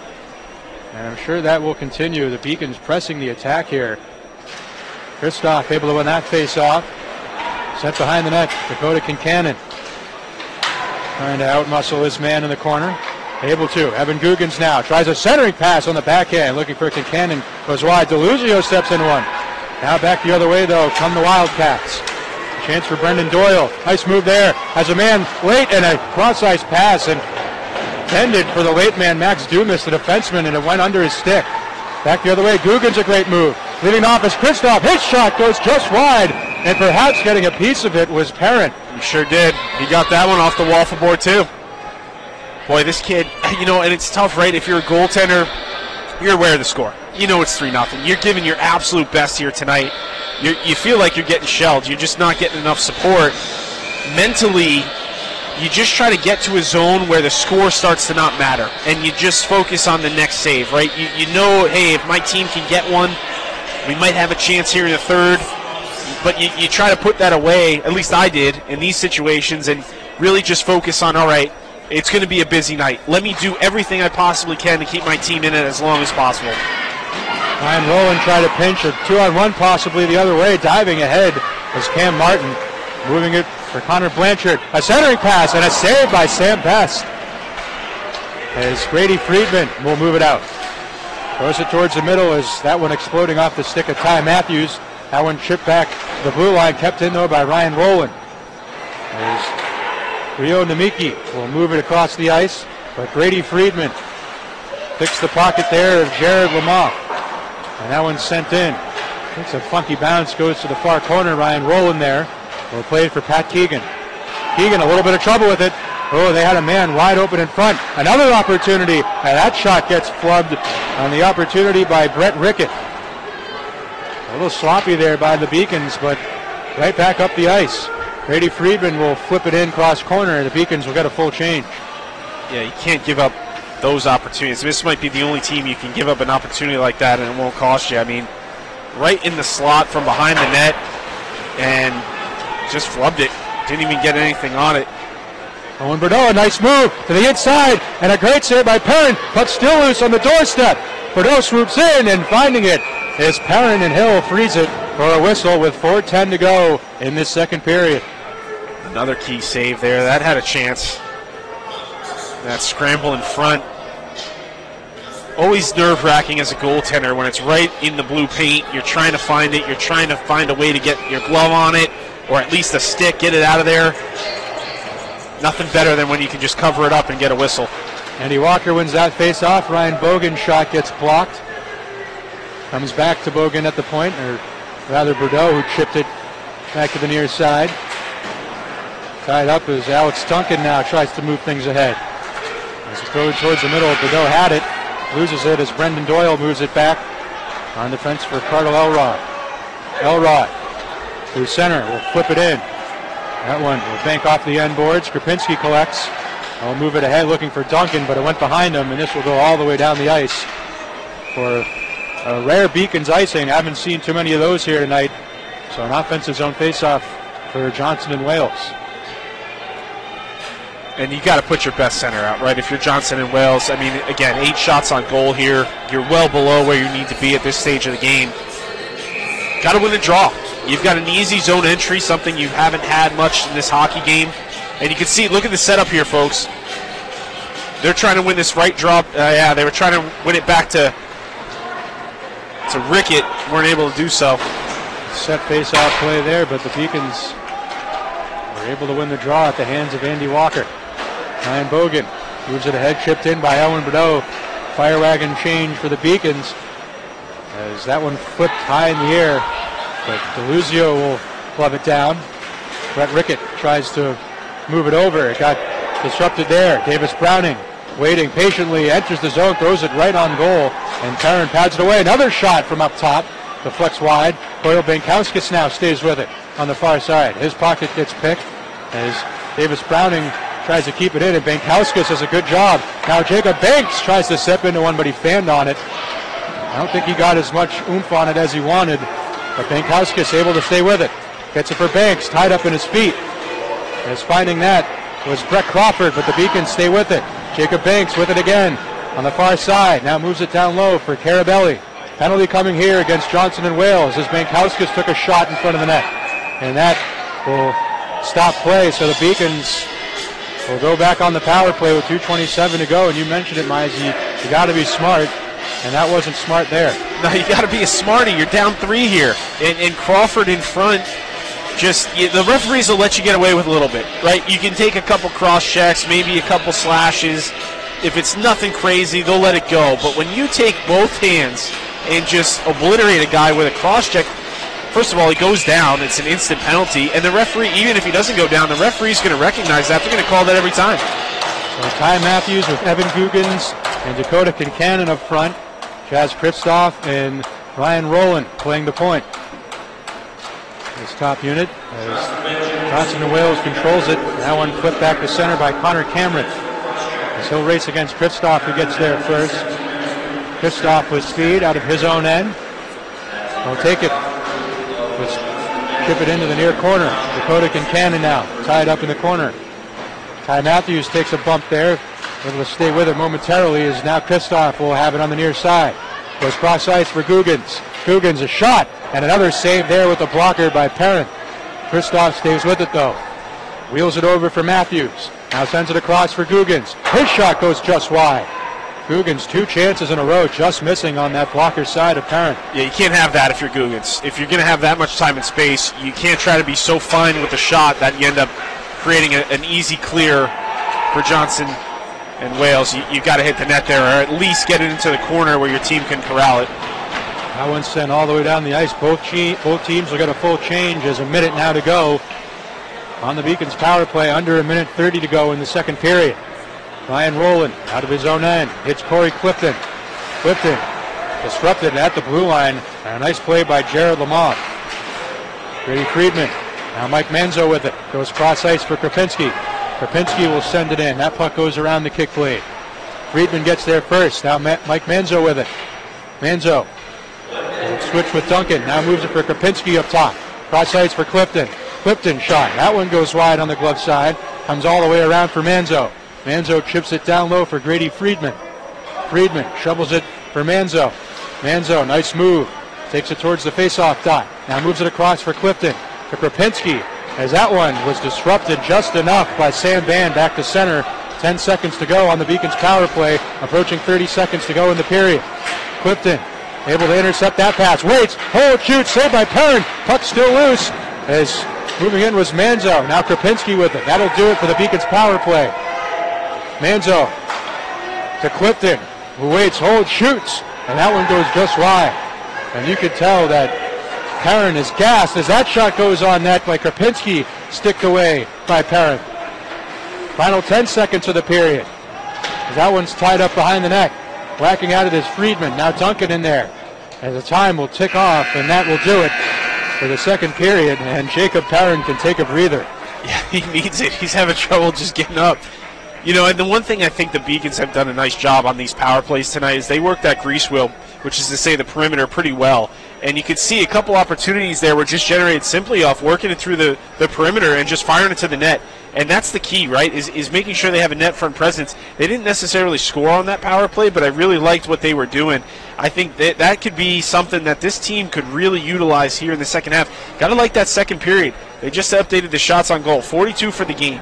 You got to like where you're at. You got a 3-0 lead here going into the second intermission. I think the one thing you've got to make sure if you're the Beacons, we're going to shut down. There are going to be no penalties in this third period, right? You basically put it on the line and say, hey, if you take a penalty, you might not play tomorrow. I mean, that's how serious we're going to take this. We're not giving this team any type of opportunity to climb back into this game. 3 should be plenty for us to walk out of here with a W. And if you're Johnson and Wales, your goaltender has done so much for you here tonight.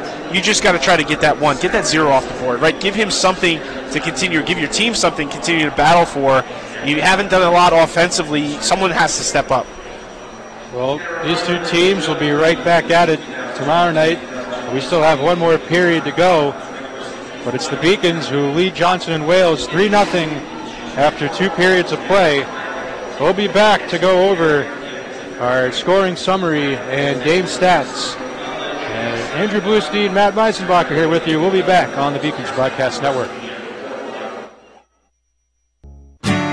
I came from a working class family. I grew up in a hard-edged section of Lowell, Massachusetts, and I lived with my 6 siblings and my parents in a 4-bedroom house that had 1 bathroom. I knew that the only way that I was going to get to where I wanted to get to was if I got a high-quality college education, and I had the University of Massachusetts right in my hometown. It made a difference. I'm the first undergraduate alumnus to lead this university. I'm very proud of that. I think with that comes a special responsibility as a steward, as a protector. Every student that I see that walks through the door, I mean, I see myself, I was exactly where they are now. I had their same challenges, their same aspirations, their same dreams. And it makes me want to fight for them. It makes me want to make sure that they get every opportunity that I got. I was literally able to transform my life because of the University of Massachusetts, and I want that for every single student that walks through the door. Psychology is about understanding the individual and understanding the mind and understanding how it affects others. The main reason why I want to combine psychology and business degrees is because I want to understand the business decisions that are made. I'm Nurçin Çelebi. I'm from Turkey originally. I'm a senior at the 5-year BA to MBA program at UMass Boston. Right now I'm doing an internship, so I will be starting to get experience in the field, and on top of that, getting an MBA and adding that business edge to my psychology degree. I think in management, the biggest mistake you can make is to not listen. So I want to be able to step into a company and say, here's what you're doing now, and here's how you can improve it in order to get the best out of your people, and in order to actually have people coming in here with passion. I moved here when I was 16 for high school. Moving from Turkey, it was a rough journey for me because when you don't really speak the language that well, and when you don't really fit in the crowd, It's very easy to disappear. But I decided not to give up, and UMass helped me. It was really a blessing for me to come to UMass Boston because it helped me really grow and show me that I can do things on my own. I wanted to be able to improve myself. I wanted to be able to try new things. And I think UMass gave me a really good head start on that.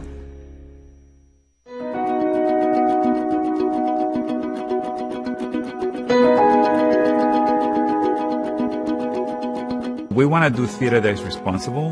We want to do music that is evocative and elevates us. We want to do dance that reflects urban movement and connection. I've been a practicing designer for the last 30 years. My specialty is costumes. This space is fantastic. This is our recital hall, and it's so outstanding that many people compare it to the symphony hall because the quality of sound is like nothing in town. And there is the painting studio, the sculpture studio, the digital studio. The type of students that we're getting, they're more competitive. They're looking for these kind of facilities. They look at other private colleges, but then decide to come here. Boston is filled with regional theater, so our students can actually apply what they're learning and build a portfolio. And it's so great to see their names on the programs, and people may not know they're from UMass Boston, but eventually as they graduate and they begin to get professional jobs and you see their bios, that's going to be UMass Boston. It's going to be the stamp all over. UMass Boston represents what true liberal arts is about. In my class, you have students who are psychologists, business, chemistry. The final goal is that we have well-rounded global citizens graduating from UMass Boston.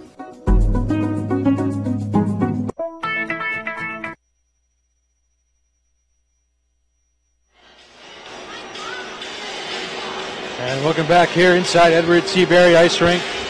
Andrew Bluestein, Matt Meisenbacher with you as the Beacons leading Johnson & Wales 3-0 after 2 periods of play, as we'll take a look at our game scoring summary thus far. It was Ryan Rowland who opened the scoring on the power play from Jazz Kristoff at 14:21. Then at 7:19 of the first period, Davis Browning, his first career collegiate goal from Kristoff and Corey Clifton.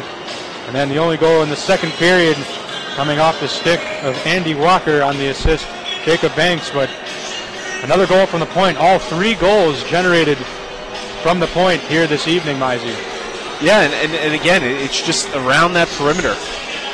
Beacons have had a lot of success. I think for me, that's not just tonight thing. I think that's got to be a recognition for the rest of the season. And that's where they're going to generate offense. It's worked here tonight. I know the matchup, you might have something to say about it. It might not work against better teams, but I think for the games that we've been a part of, when they're successful, it's keeping it very simple, working that perimeter, making sure they're getting pucks through, and then just trying to bang them home. Some of them have gone in clean tonight. That's fine, but at least having a presence there in front of the net to be a little bit disruptive.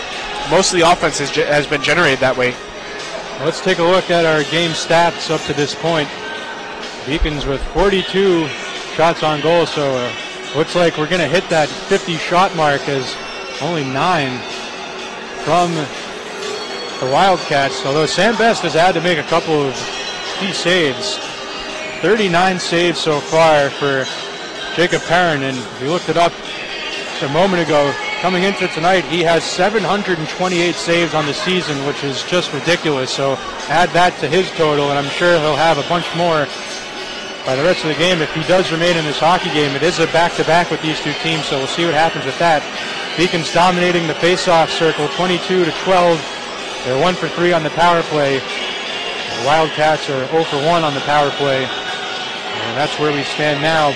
Mizey, any final thoughts before we wrap up our second intermission coverage here? I think you've got a decision if you're the Wildcats, right? So you play this Beacons team. You're down 3-0. If you get one, maybe you're back in it, but you play this Beacons team tomorrow at home. You think about putting in your backup. We talked a little bit about it. That's a lot of rubber. You want to start Perrin tomorrow. He's faced 42 shots, 2 periods through. If it's me, I'm getting the senior goaltender, Camasso, some work. Let him play the third, and then I'm starting Perrin again tomorrow. We'll see what they end up doing. I just think it's a lot to ask. Don't forget, folks, it's a quick turnaround, less than 24 hours. By the time they get back to Providence, by the time you get home, you're probably around midnight, 1 a.m. You've got to rest, and then the puck drop is at 4 o'clock tomorrow. I know it's home. I don't know, something to think about. You might see a goaltender change. I'm not saying it's going to happen, but I would definitely consider it from the Wildcat coaching staff. We'll just to play devil's advocate here, and if you're head coach Eric Graham, it is only a 3-0 hockey game despite that's the hard part. All the shots on this, so it is definitely a tough decision.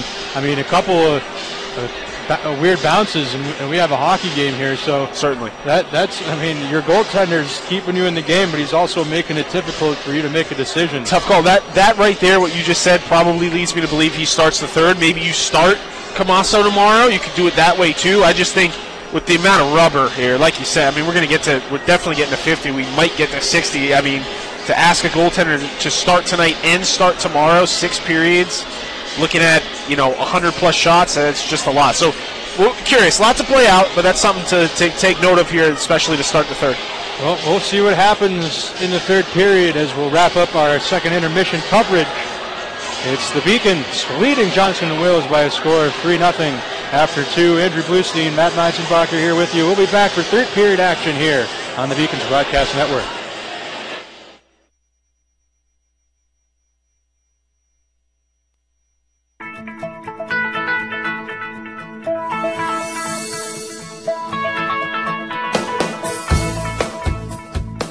When you're in college, you kind of find out who you are.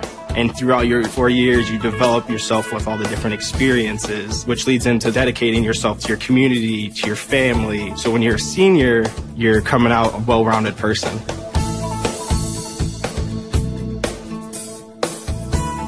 College has given me the flexibility to pursue my passions and my interests outside of the classroom and outside of the court or field. I've had the ability to get into different activities and organizations, and I've recreated my identity for myself aside from just being an athlete. Getting to be involved in a lot of different things, ranging from obviously being a student athlete to getting involved with my campus and my community, and not only being allowed to do that, but being encouraged to do that. The opportunity to be able to study what I wanted to and continue to play the sport I love, to have the professors know me on a personal level, all of those things came together very nicely in one package in Division III.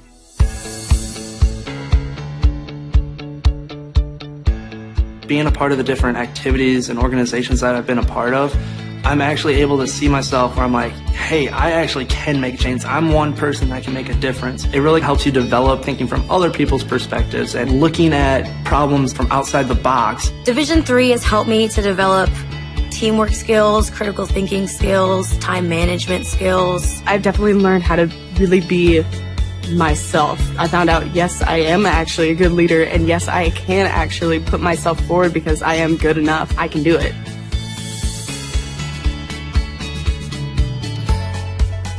Coming in to college, I just wanted to get good grades and to do well. But it also made me realize that I have a lot of different career goals, and I've learned so much about myself that I was always like growing and changing. When I got to college, it forced me to step up and become more of a leader, and I think that was something I had the capability of doing, and forever grateful that being at a Division III school gave me that opportunity. You have to dedicate your time in the classroom, you have to dedicate your time in the gym, on the field, on the court. Our coaches and the entirety of the athletic department, they valued the student athlete going out into community and trying something new and getting involved in campus life. You can get involved in so many different things.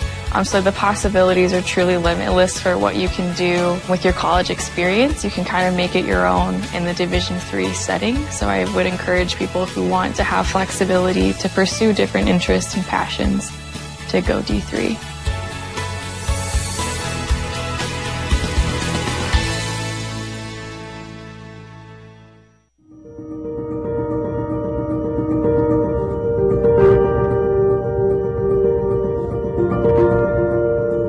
People at UMass Boston, they're here because they know they can have an impact, not just on research, but on people, on their students. I came here from the University of Michigan to develop and direct the Center for Personalized Cancer Therapy. What is, I think, really great about the CPCT is that it's actually a joint venture between UMass Boston and the Dana-Farber Harvard Cancer Center. We're able to bring researchers from Dana-Farber with expertise in cancer care, cancer research, and experts from UMass Boston in various aspects of science and sociology, and to really build bridges and partnerships designed to do wonderful, innovative research research. Because of the facilities that we were able to put together through the Center for Personalized Cancer Therapy, we're able to attract very high-level junior investigators from the Dana-Farber Harvard Cancer Center. Most recently, Dr. Shalja Pifania. I work on BRCA1 and BRCA2 genes. If women have mutations in these genes, they have almost 80% chance of getting breast cancer. We now have, or will have for the first time, an insight into why these cells are becoming tumor cells. And having that information is critical in designing the preventive or even therapeutic strategies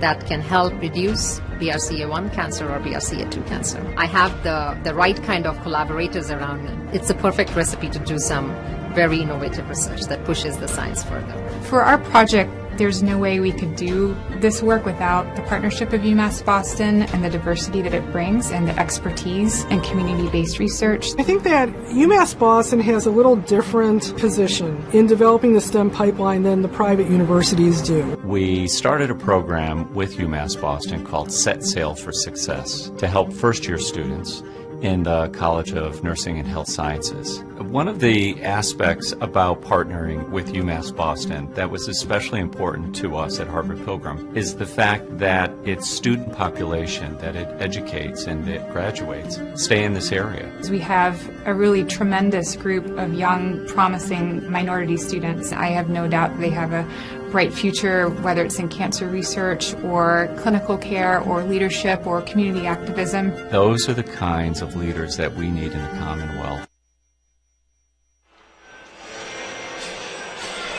And we'll go back inside Edward T. Berry Ice Rink. Andrew Bluestein, Matt Meisenbacher here with you. The Beacons lead 3-0 going into this third period. As Meisey, we look, we still see Jacob Perrin in the cage. Yeah, so, hey, you know what, and I agree. I think the more I think about it, you're right. It's only 3-0. If it was 4 or 5, maybe you make that call, but at 3, you got to kind of keep them. Now I'm curious, what they do tomorrow. Still 20 minutes to play here, but just an interesting case when you've got a goaltender facing that amount of rubber, trying to work in your second and in some cases even your third goaltender makes a lot of sense. Googans and Band on the face-off. Googans controls as it goes in on Sam Best. Pat Keegan will look to move things ahead. There's that one stonewalled there by Declan O'Neill and sent back in. That one rides the kick blade all the way to the far side, now sent back to the near side. There's Corey Clifton tried to chip it up, but sent right back in by O'Neill. Now Googans will take that puck from Brendan Shandley. A centering pass there and a save by Best. So the Wildcats with a couple of opportunities. Another chance. Oh, what a save by Best. If he did get a piece of it, I believe he did, coming off his line. I think you're right. I think he got a piece of that. As Kristoff looks to move it ahead. Well, Sam Best hasn't had to make many saves here tonight, but he has made a few high-quality ones, and if he got a piece of that one, that's his best of the night. Just being ready when you're called upon, right? Especially at the start of the period, less than a minute in, to have to make the splits and make that save. As that one looked like it went off the body of Matthews towards the goal, it kept out. Shot from the point by Browning, sticked away by Perrin. As Browning had some trouble with it, he tried to kick it ahead, and it comes back to center. Browning will send it in, a big hit. Browning taking one there. As it was Cam Martin who sat him down. Mike Manzo takes it to the middle. Backhander goes just wide. Brady Friedman now coming in. Looks to collect the puck. Leaves it off for Ty Matthews. Now Browning. Nice lateral move there. Will throw it towards goal. Goes wide. Deluzio pinching in. Will flip it up to Brady Friedman down low. But picking his pocket there was Brendan Shandley. Shandley with it. He'll slow down and look to move things up ice. That pass goes out of the reach of Caden Fennell and sent all the way back in, and the Beacons will change it up. Shandley looking to move things up ice. Owen Bordeaux muscles him off the puck. Alex Duncan now gets to it and will throw it in as that one's patted away by Perrin. Good job by Bordeaux on the back check as Andy Walker now gets in there. He'll staple his man to the boards. Now it's tied up.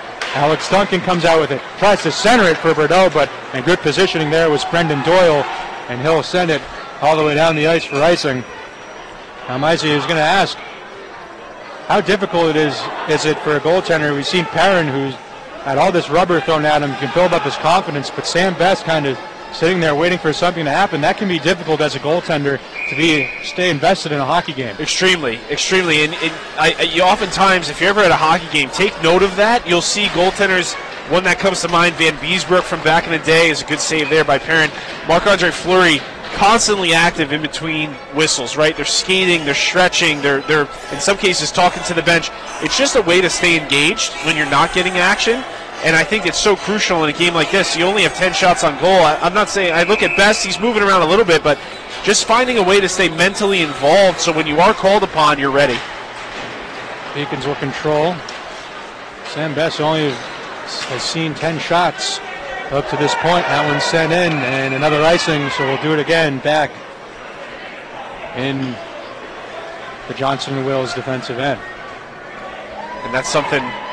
You're bringing me back now, goalie moms, right? When you're up in the stands and you've got, on one hand, if you're your parents' mom, you're thinking, oh, I hope we find a way to come back, or I hope this one's over, he's getting shelled. And then on the other end, if you're Best mom, you're feeling pretty good, right? You like the number on the board, not too much action, so just kind of funny from the parents' perspective. Heavy collision there. Bankhouse gets a chance going towards goal. And another save by Perrin. As that one goes behind the net, Declan O'Neill chips it ahead for Brendan Doyle. He'll flip it through the neutral zone as Pat Keegan to absorb the puck on the far side. Now Gino Carabelli through center. One hand sticks it in, beats his man. Looks to get there first in the corner, repeating him to it was O'Neill. Bankowski swoops in. Carabelli tried to get there, only got one hand on it. Keegan throws it towards goal, and sprawling out to cover that run was Perrin for a whistle with 16:43 to go in this final period. Yeah, that was an in-between. Keegan let it rip. Puck was kind of trickling, and that's one where, as a goaltender, if you're going to lunge out like that, you've just got to make sure you get there. Perrin did.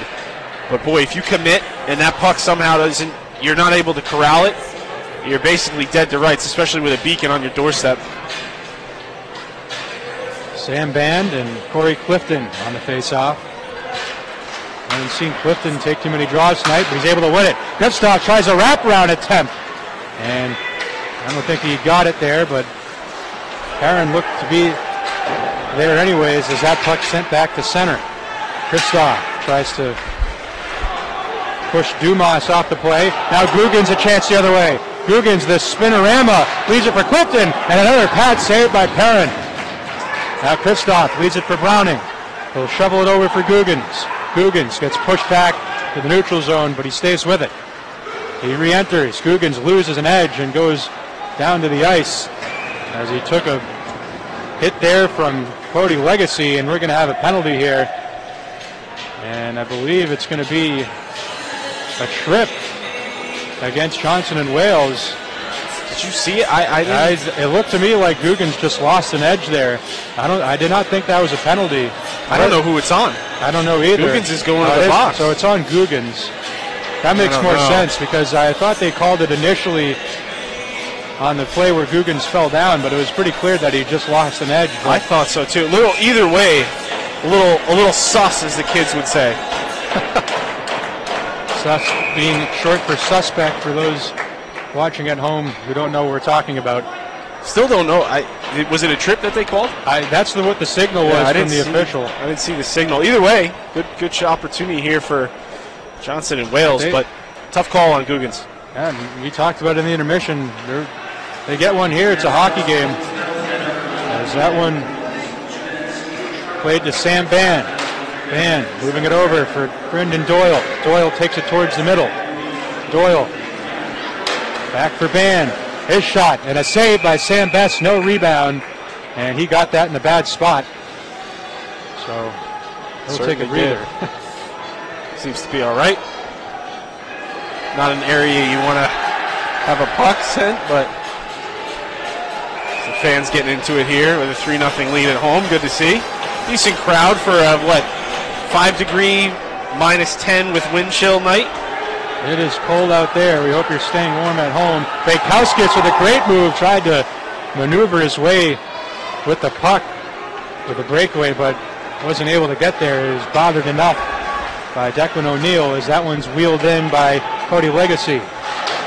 That one hammered by Browning, may have got a piece of the official, and it's moved back to center. Collecting it there is Cam Martin. He'll move it for Caden Fennell. Fennell to Brendan Doyle on the near side. He gets tripped up by Browning, and that not called as Wildcats look to regroup up ice. Controlling it is Brett Crawford. He'll go behind his net. Under a minute to go, approaching 50 seconds on the Johnson & Wales power play. Fennell backhands that one, but Ryan Bogan able to knock it down and move it back to center. And that one chipped over to the far side, a delayed offside, so Wildcats have to tag up, and they do. Brett Rickett moving it back for Brett Crawford. Now Caden Fennell tried to move it in, but Ryan Bogan got in the way of that. Brett Crawford trying to muscle that one ahead as can't get through a bunch of bodies at the red line. Final 20 seconds of the Johnson & Wales power play. Nice play by Jacob Banks, not allowing Brett Rickett to enter the zone. And that one flipped in on goal by Ryan Bogan. The Beacons will make a full change, and that will kill off the rest of the Johnson & Wales power play. So the Beacons will remain perfect on the penalty kill. A chance, though, for Shanley. That one thrown towards goal, steered away as Corey Clifton finds that puck. Clifton looks to headman it. Nice move through center ice. Clifton enters, leaving it off for Googans. Googans, a great chance, his shot, and another great save by Perrin, getting his glove on it. Now it's tied up on the near side half wall. Flip for Ryan Rowland. It was D to Pat Keegan. Keegan fakes the shot, now does shoot, and another save by Perrin. And I believe that was the 50th shot of the night by the Beacons, as the scoreboard says 49, as that puck goes out of play. And the face-off back in the Johnson & Wales zone. Been impressed with this goaltender. I mean, two great saves there. The first one on Googans from a slot. I mean, he had all day. I mean, he could pick high, low, left, right, whatever he wanted to do. There was no pressure. Perrin was able to get a glove on it. And then the double clutch from the top. Keegan's one of the hardest shots on this Beacons team. And that was a quick snapper, blocker high. He was able to get the shoulder on it. Just a lot of rubber for this kid. And you've got to be impressed. I'll tell you what, if he has intentions of potentially, once he graduates, maybe transferring, I think a lot of teams would be happy to have a goaltender of this caliber. Jacob Perrin, only a sophomore, native of Chelmsford, Massachusetts. As that shot gets deflected very high off the ceiling. But you mentioned he certainly made this game look far more in reach than it has actually been. Without a doubt. I mean, this game could easily be 6-7. We're going to get another penalty here. Beacons get called. Mike Manzo heads off to the box. So another chance here for the Wildcats. And you mentioned this at the start of the third period, really still within reach. I know it's 3. Offensively, the Wildcats have done nothing. I mean, let's be honest here. They just haven't been able, even on the power play, they can't generate anything. But all it takes is 1. Sometimes you just need a spark. They control that face-off. That thrown towards the goal. Best may have got a piece of that. Move down low, out of the reach of Cody Legacy, so it goes to the far side. Gino Carabelli plays it back to center. Doyle Bankowskis a chance, one-on-one. Bankowskis tries to cut to the outside, but a real nice defensive play there by Sam Band. And Sam Band, a center who plays the point on the power play, was back on defense there, so real nice job by the Wildcats top-line center. Like how we zoom in on the freshman who took a penalty just to give him some face time. I'm sure that's the exact face time he wants right now, taking a penalty in the third period with his team up 3-0. Manzo, a freshman out of Troy, Michigan, taking the seat for 2. As the Wildcats look to break out, Sam Band now with speed, brings it in himself. They'll leave it off for Cody Legacy, who sends it around the kick blade. The far side, Brendan Doyle collects. Doyle looking for options, plays it in the middle for Declan O'Neill. Back for Doyle. Doyle slips it over to Legacy. Backdoor kick. Oh, what a save by Sam Best. As I believe it was the left-handed shot. And if it's a righty there, that's probably a goal. Yeah, I would agree with you. I was about to say the same thing. A righty scores that for sure. That one flipped in cross corner. Krapinski gets there first. And that one's moved back to center. 50 seconds to go on the Johnson & Wales power play. Now play to the near side, Caden Fennell. Now through the middle. Entering is Brett Crawford. That one flipped and deflects up and out of play. 37 seconds to go on the power play. 11:53 to go in the third period. And I think you got to tighten it up a little bit here if you're the Beacons, right? It's a little bit loose here. Wildcats are having a very easy time getting through the neutral zone, entering your zone with speed. Got to tighten it up. Let the guys know on the bench, hey, we still got a lot of time left in this hockey game. Let's not give it away here. Let's get this 37 cleared off. Stop taking penalties. We mentioned that as a key point coming into this third period. Beacons have already taken 2 penalties, so let's tighten up the ship a little bit. Nice stretch pass there for Cam Martin. We'll chip it back to Brendan Shanley, who enters. Final 20 seconds of the Wildcats power play. Taking a spill there was Caden Fennell, but they stay with it. Brendan Shanley down low, another chance. Oh, and perhaps getting a piece of that with the knob of his stick was best. Not sure how that stayed out. Has another chance up top. Now moving it down low. Shanley with a chance. And stepping into that one was Pat Keegan. And Owen Bordeaux almost with a breakaway chance. As the puck rolled far ahead of him and taking a whistle as Jacob Perrin to freeze it, and we're back to 5-a-side hockey. Ricketts had 2, 3, maybe 4 opportunities to score in this hockey game, just hasn't been able to capitalize. And it's not going to get much easier than that. He's on the doorstep. He had that entire blocker side, low and high, to score. He just wasn't able to get it over far enough. Good save by Best to not give up on the play and throw a pad out. I don't know if he got it with the pad, the stick, the blocker, but threw some stuff at it. Was able to get a piece of it, but boy, if you're Rickett, you needed that one. Moving that one ahead was Jared Lamont as that one sent all the way in. Getting first on it is Davis Bone. Gives it away though for Bordeaux, and Bordeaux gives it away as that one moved back to center. Wildcats control. That one chipped in by Connor Cameron. Davis Browning will move it back to the far side. DeLuzio moving in on Connor Cameron, who has the puck. Finds Legacy. Legacy will leave it off for Dumas, thrown toward the goal, sticked away. DeLuzio tried to ride Cameron to the boards. Now Andy Walker battling. There's a puck tied up. Comes a 4-man scrum now. Finally squeaks out loose. Davis Browning with it. Alex Duncan now through center. He'll bring it in. Duncan looking for Bordeaux on the cross-ice pass. A little too far ahead. Now Guggens flips it as, so that was way too many men on the ice. Yeah, they would have been at 7, forget 6. But the officials will let it go, as reversing that was Declan O'Neill. Now trying to move it ahead was Brett Crawford.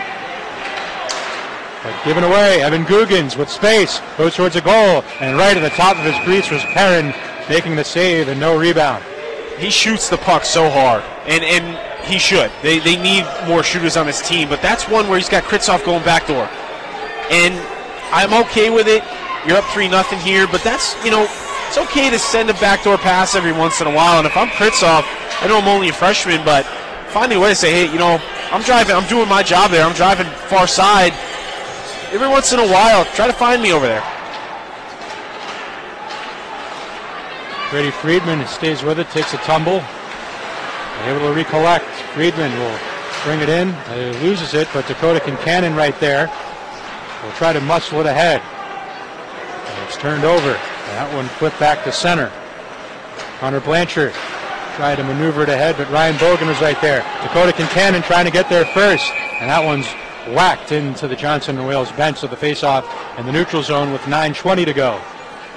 So as a player here, you recognize we're at home, we're up 3-0, less than 10 to play, and you start to break it down shift by shift, right? The coaching staff shouldn't have any problem rolling 4. It might weight things a little bit heavier on the first or second line, but you start to just break it down in terms of shift time. So 30 to 60 minutes, everyone's got a handful of shifts left in this hockey game, and if everyone does their job, we walk out of here with a win. That's the way you break it down this late in the hockey game.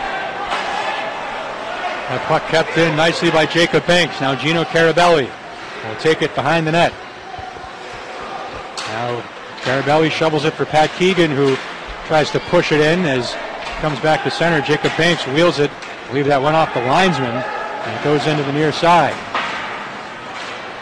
Jacob Banks almost a steal there, but it goes right to Declan O'Neill. Back to center. Pat Keegan will step into it, and he'll put it into the near side corner. Now cross-ice pass is that one back to the neutral zone. Ryan Rowland for Corey Clifton. He'll flip it in. Out to play it is Perrin. And Perrin will leave it off for his defenseman O'Neill. Kristoff able to get that puck, but it's pushed out back to center, and this one will go all the way down, as this will be an icing. So the face-off back to the Johnson & Wales end. 8:21 to go now. And you're good with that, right? Basically what you want to do is force Johnson & Wales to beat you with speed or with passing precision, neither of which they've really shown they've been capable of doing in this game, right? So you'll take those odds all day. Any icing is a win. Anytime you can dump it in from the red line and go and forecheck is a win. Little things like that are how good teams just slowly but surely win games. Johnson & Wales controls that face-off as the puck behind the net.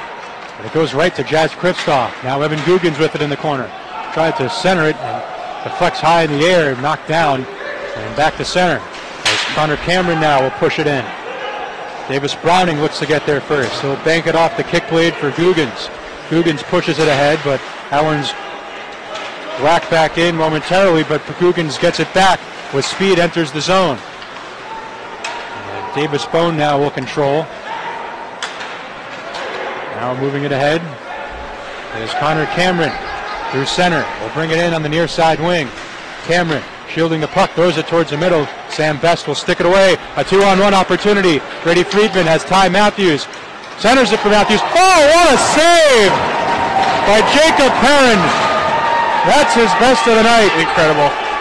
Just incredible, folks.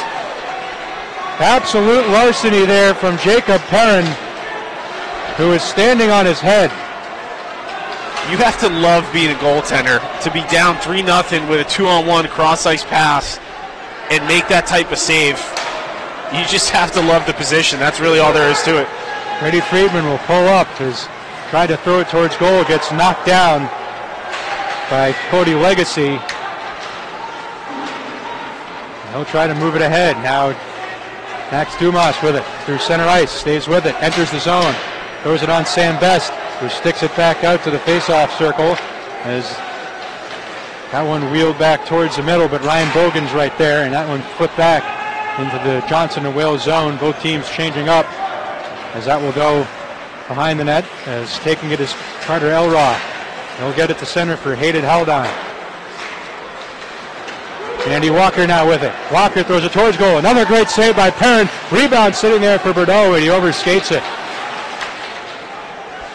As we're approaching 6 minutes to go. Owen Bordeaux has Andy Walker. Now Alex Duncan on the far side. Looking for Duncan, and disrupting that enough was Brett Crawford. Duncan will send it behind the net. As getting there first was Brett Crawford, and that one will be pushed in front of the Johnson & Wales bench. Now move to the near side. Declan O'Neill. Now Ryan Rowland. We'll move it ahead. Jacob Banks will chip that one in. Perrin will leave it off for his defenseman, Crawford. Crawford had a little trouble with it, now pushes it to the near side. And Brendan Doyle will take it through center ice by himself. Brendan Doyle gets knocked down, gets to his feet, and stays with the puck. Now moving it down low, big hit by Davis Browning on Davis Bone. Davis on Davis violence as that one chipped in by DeLuzio. DeLuzio will get there first on his own dumping attempt. Coyle Bankowskis got shoved inside the net as the puck comes back out in front, and covering that is Perrin. You know what? I love that, right? Bankowskis could have easily been called for a penalty. Doesn't get it, and then sees a golden opportunity to take a whack at the goaltender in the name of a rebound. So if the referees didn't call the first one, you're thinking in your head, well, there's no way they can call this. Take a quick shot, even though the goaltender clearly had it. Take a couple bumps, get off the ice. You feel a little bit better about what should have been a drawn penalty. That one right in on Perrin. He'll cover it again, and Perrin was not too pleased with that. He was barking at the official, and I don't blame him. I don't blame him either. Especially with the performance he's put in, the last thing you want is a two-hand on the glove. But I give Bankowskis credit. He saw an opportunity there, takes some liberty, and Took full advantage of it. That one flipped ahead by Legacy. Krapinski will flip it ahead. That one bounces off the dasher as Pistoff will just turn back in his own end. Now Krapinski will shovel it over for Corey Clifton. He'll flip it in. Out to play it is Perrin. Sends it to the near side. That one banked off the boards back to center. Krapinski there to get the puck now. Clifton for Guggens. Guggens on the outside, throws it towards goal. Another save by Perrin. And now a chance the other way. 2-on-2. As Shanley. That one knocked away though by Ryan Rowland. Guggens has Ty Matthews fresh off the bench. That puck explodes off his skate and goes to the end boards.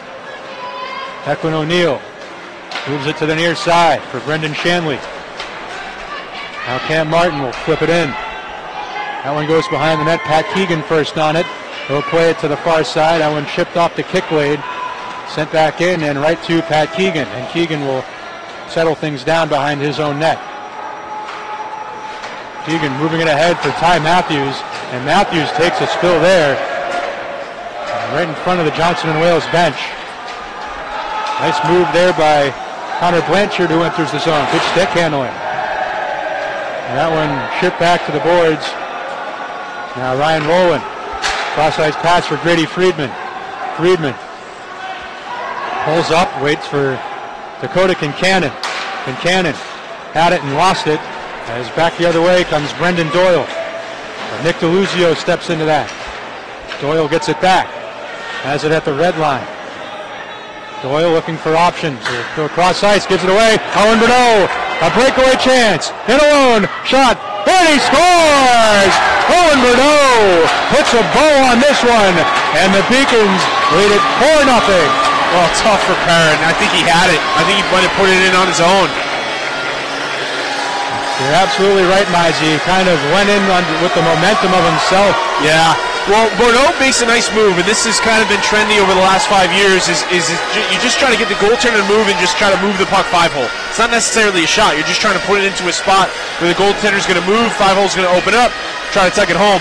I think Perrin made the save, but I think as you mentioned, as he was retreating, he caught a piece of it. I don't know if it was his pad or his blocker. You can see the frustration on him right now. And he pulled it into the net himself. And that's frustrating. When you're a goaltender and you put in this type of effort, and this one is just kind of meaningless for everyone except you and Bordeaux, really, that just really starts to eat away at you. I feel for him there. But a nice play by Bordeaux to just make a nice move and get himself a breakaway goal.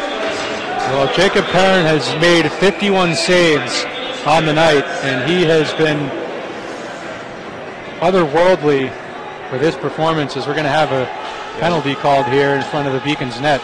Walker overly aggressive. Cody Legacy a little slow to get up. Yeah, he took a big hit behind the net. The puck was in front. I think it'll be an interference call. Puck was pretty much gone by the time Walker made contact. So he'll sit. Johnson Wales with an opportunity here. 2 minutes left in this game to try and get the 0 off the board. And if you're best, you're a little agitated, right? You're at 4-0. You're thinking, why are we taking penalties at 4-0 in our own zone, in the offensive zone? Johnson Wales going to take a timeout here. Now, Vizey, you've obviously done a lot of games here. Where does this rank in terms of performance by a goaltender that you've seen? This is up there. I mean, we've seen some good playoff battles in here where both goaltenders, it was more of a head-to-head. You know, it was like who's going to blink first. But in terms of, and again, you just got to be honest here, Johnson Wales team is completely outmatched. I mean, this is a team that needs a full rebuild, quite frankly. They're just, UMass is a middle-of-the-pack team so far in the conference, and you would think that they're in first place with the way the game has gone here tonight. It's been tough in that regard, but I think the one thing, if you're Johnson Wales, you can build on, you've got, I would say, one of the best goaltenders in this conference. I mean, the outstanding performance he's put forth here tonight, you look at his stats, it almost looks like he's been doing this for most of the season, so that's something you can really build upon. I think if you're Johnson and Wales, you've got to find a way to support your goaltender, but a great way to do it here is to take something that's very important to the other goaltender and Sam Best right now and take it away from him. Now, I'm not very good at math. That's why I'm in this business to begin with, but I believe Perrin's save percentage will actually increase. Insane. after 4 goals. tonight's game. Yeah, 4 goals on 55. Gina can do some math for us. She's on the camera tonight. She'll do some quick math and get back to us. There's a chance on the power play up top. Brett Crawford. That one flipped off the skate of Carabelli. Bankowskis takes a heavy hit into the boards, but gets right back to his feet. And he finishes it off in the empty net. Coyle Bankowskis puts it away, and the Beacons go up 5-0 with 2:07 to go. Kind of a fitting way for this game to wrap up. The kid's from Rhode Island. It's almost a shorthanded breakaway per game this kid gets. A little bit trouble finishing, but he gets one here. And he works his tail off. I mean, this guy, 4th line center, fastest skater, not just on the Beacons, most times on both sides. He can fly, and he gets the empty net here to give his team a 5-0 lead. Also, good on him. Probably one of the best penalty killers in the conference Without a doubt. as well. Without a doubt. There's 2 minutes approaching.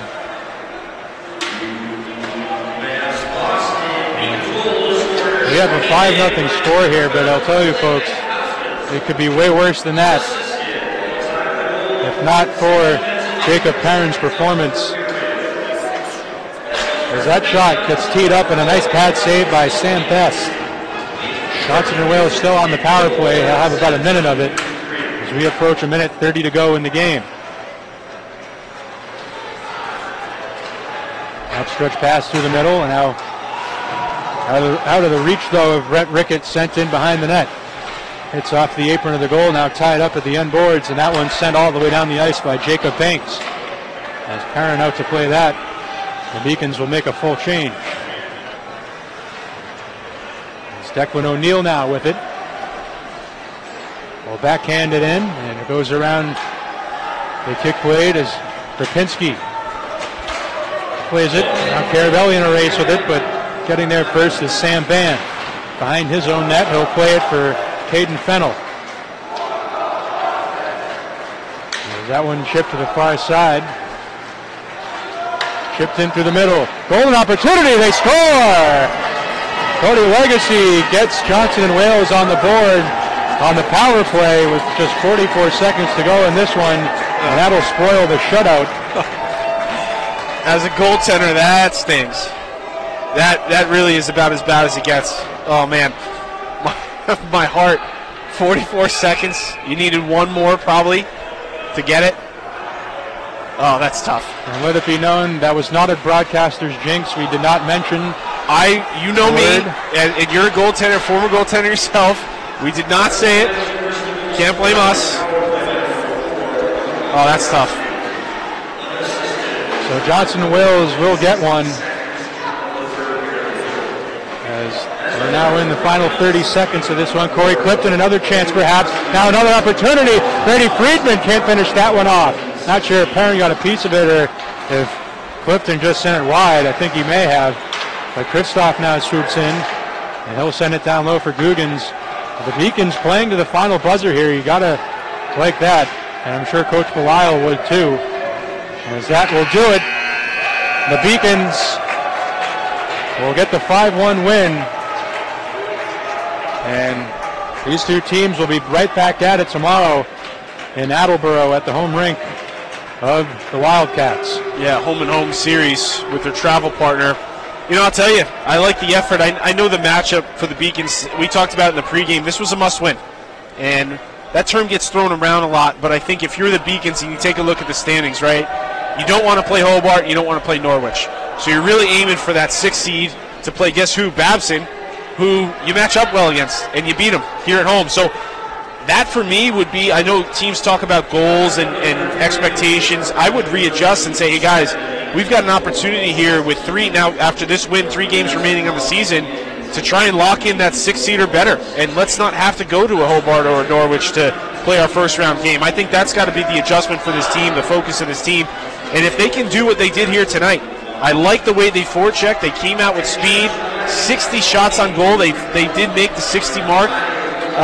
You got to like it, and if they can duplicate that again tomorrow, you got to like your confidence going into the last week of the regular season. And the Beacons will salute the crowd here a lively one tonight. The Hardy Souls coming out at Edward T. Berry Ice Rink in this bitter cold evening. And Mizey, if I'm doing my math correctly here, which I've already mentioned I'm not very good at, I believe the Beacons have an opportunity to get into that 5 seed, and they do have a game against Skidmore remaining on the schedule.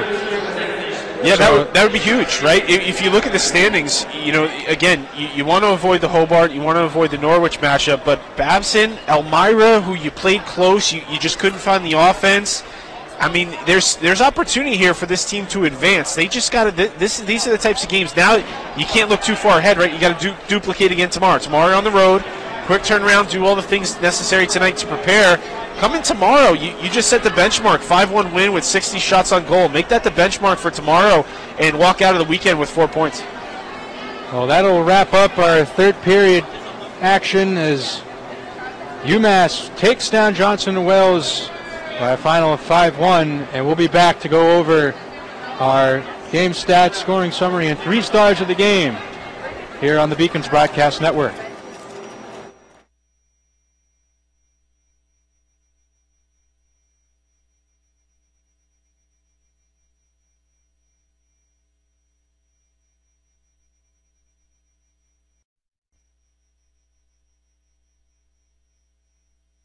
And we're going to be ready with open arms and hands once they graduate from UMass Boston. The opportunities are there, and UMass Boston is really making a difference to make them be ready. What's really unique, I think, here is that we're really encouraged to not just do research, but to do research that really improves people's lives and solves problems. Society has really never had to deal with a problem as complex as dealing with climate change before. Climate Ready Boston is our data-driven approach to climate change and how we can make sure the city of Boston is prepared for the next 100 years. By leveraging the expertise of UMass Boston and Paul and Ellen, we've been able to take the very best science on sea level rise and translate that into a vulnerability assessment. Really what we've relied on them for is their technical expertise and really helping us understand what the science is saying, to help us understand what we need to do next, both from a policy perspective, but then also in terms of projects and financing as well. UMass Boston actually has a long history of working on environmental problems. One of the earliest programs was working in the cleanup of Boston Harbor in the 80s, and that was actually the genesis for the eventual School for the Environment. We started this program in green chemistry, and we're the first university to offer a PhD in that. And then also the School for the Environment is now working in Nantucket and Gloucester and other places around the world. I was giving a talk a couple of falls ago for this group it was called the CEO Summit, and I showed this map of South Boston where all the businesses are being built, and there was a gasp, a literal gasp in the audience when they saw that map, and it's like, you could tell that suddenly they realized this wasn't something that is like down the road. This is something we have to deal with now. Some of my work has actually been cited in a Supreme Court decision. I've met with congressional committees. I've given testimony to the Massachusetts Senate as well as the U.S. Senate on this issue. We want to make sure that we are on that leading edge of the research, and we know that UMass Boston is committed to these issues and committed to being a good partner for the city. UMass Boston is founded on a notion of impact. The Center for Peace, Democracy, and Development is a place where faculty and students can take a lot of the concepts and ideas that we are teaching in the classroom and take them into the field and actually make a difference. Beyond our work in Boston, we have projects in Nigeria, Israel, Palestine, Northern Ireland, South Africa, Ecuador, Colombia. Through our work in the field with a lot of important actors like the U.S. State Department, with the U.S. Agency for International Development, with the United Nations, I think we've gained a reputation as a place that can help a lot of these actors solve their problems and can get things done, and also that have a student body that they want to hire when they finish working with us. Nigeria may seem, it is, a world away from Boston, but many of the things that I've learned in dealing with Muslim-Christian peace efforts is tremendously relevant for situations here in Boston and other parts of the United States. Dealing with issues between police and youth, or police and immigrant communities, and that's a lot of what we do. Creating networks of relationships where people can work out their problems and can find better solutions than the ones that violence offers. Because in the end, we're all in this together. We only thrive when we work on these sorts of solutions to our problems together. We want to do theater that is responsible. We want to do music that is evocative and like elevates us. We want to do dance that reflects urban movement and connection. I think I'm practicing designer for the last 30 years. My specialty is costumes. This space is fantastic. This is our recital hall, and it's so outstanding that many people compare it to the symphony hall because the quality of sound is like nothing in town. And there is the painting studio, the sculpture studio, the digital studio. The type of students that we're getting, they're more competitive. They're looking for these kind of facilities. They look at other private colleges, but then decide to come here. Boston is filled with regional theaters, so our students can actually apply what they're learning and build a portfolio. And it's so great to see their names on the programs, and people may not know they're from UMass Boston, but eventually as they graduate and they begin to get professional jobs and you see their bios, that's going to be UMass Boston. It's going to be the stamp all over. UMass Boston represents what true liberal arts is about. In my class, you have students who are psychologists, business, chemistry. The final goal is that we have well-rounded global citizens graduating from UMass Boston. This is just the starting point. It only has potential to grow, and it has a big potential to grow up. You're really having a direct impact on people's lives, and you can see that now, and you can see that years from now. So I think it's becoming like the place that people want to go. What UMass Boston is able to offer to its young people certainly stands up to that mission that was set right out in the beginning. It's something UMass Boston should be and can be very proud about.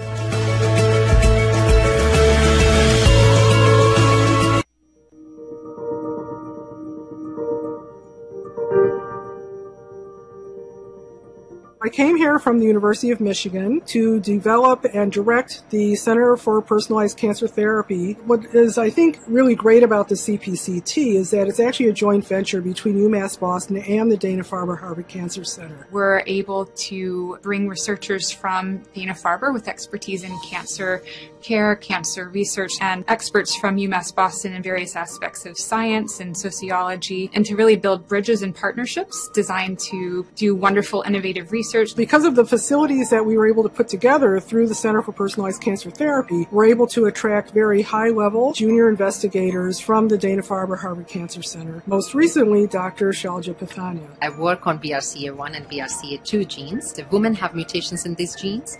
They have almost 80% chance of getting breast cancer. We now have, or will have for the first time, an insight into why these cells are becoming tumor cells. And having that information is critical in designing the preventive or even therapeutic strategies that can help reduce BRCA1 cancer or BRCA2 cancer. I have the right kind of collaborators around me. It's a perfect recipe to do some very innovative research that pushes the science further. For our project, there's no way we could do this work without the partnership of UMass Boston and the diversity that it brings and the expertise in community-based research. I think that UMass Boston has a little different position in developing the STEM pipeline than the private universities do. We started a program with UMass Boston called Set Sail for Success to help first-year students in the College of Nursing and Health Sciences. One of the aspects about partnering with UMass Boston that was especially important to us at Harvard Pilgrim is the fact that its student population that it educates and that graduates stay in this area. We have a really tremendous group of young, promising minority students. I have no doubt that they have a bright future, whether it's in cancer research or clinical care or leadership or community activism. Those are the kinds of leaders that we need in the Commonwealth. And we're going to be ready with open arms and hands once they graduate from UMass Boston. The opportunities are there, and UMass Boston is really making a difference to make them be ready.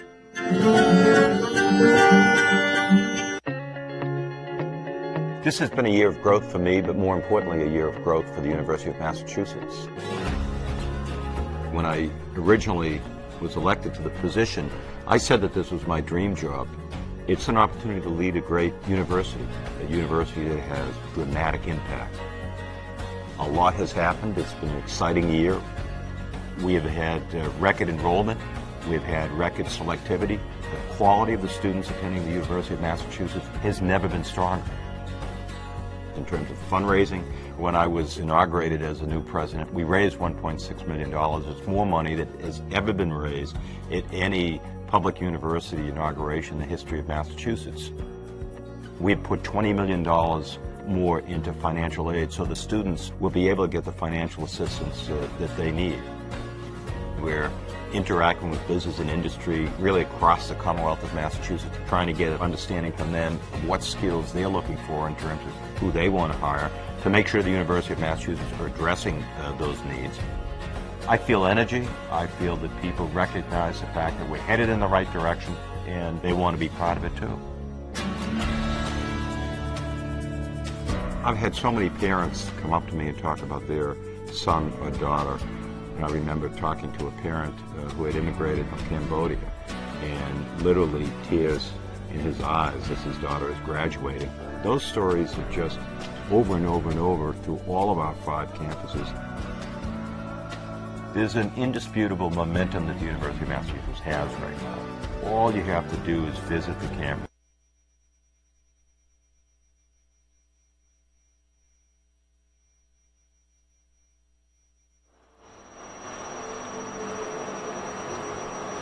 And welcome back inside Edward T. Berry Ice Rink as we wrap things up here. We go over our final scoring summary for this one. And it was Ryan Rowland who opened the scoring at 14-21 from Jazz Kristoff on the power play.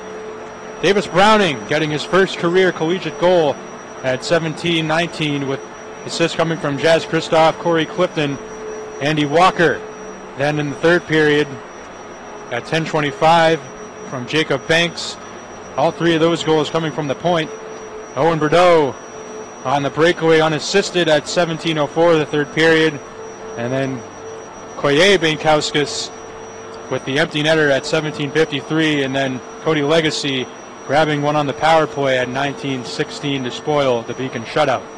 Now let's take a look at our game stats from this contest. Final shots. The Beacons, you mentioned, Mizey, get to that 60 total on goal.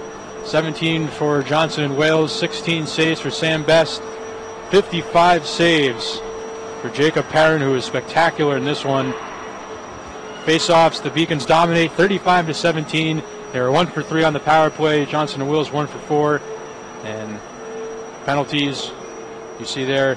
Any final thoughts before we wrap things up here and go to our 3 stars of the game? I want to see, brought to you by the Albano sisters, the 3 stars. Yes, there was a lot of debate behind the scenes here. They worked very hard. What it was going to be. They were going back and forth. So the 3rd star of the game, Koye Bankowskis.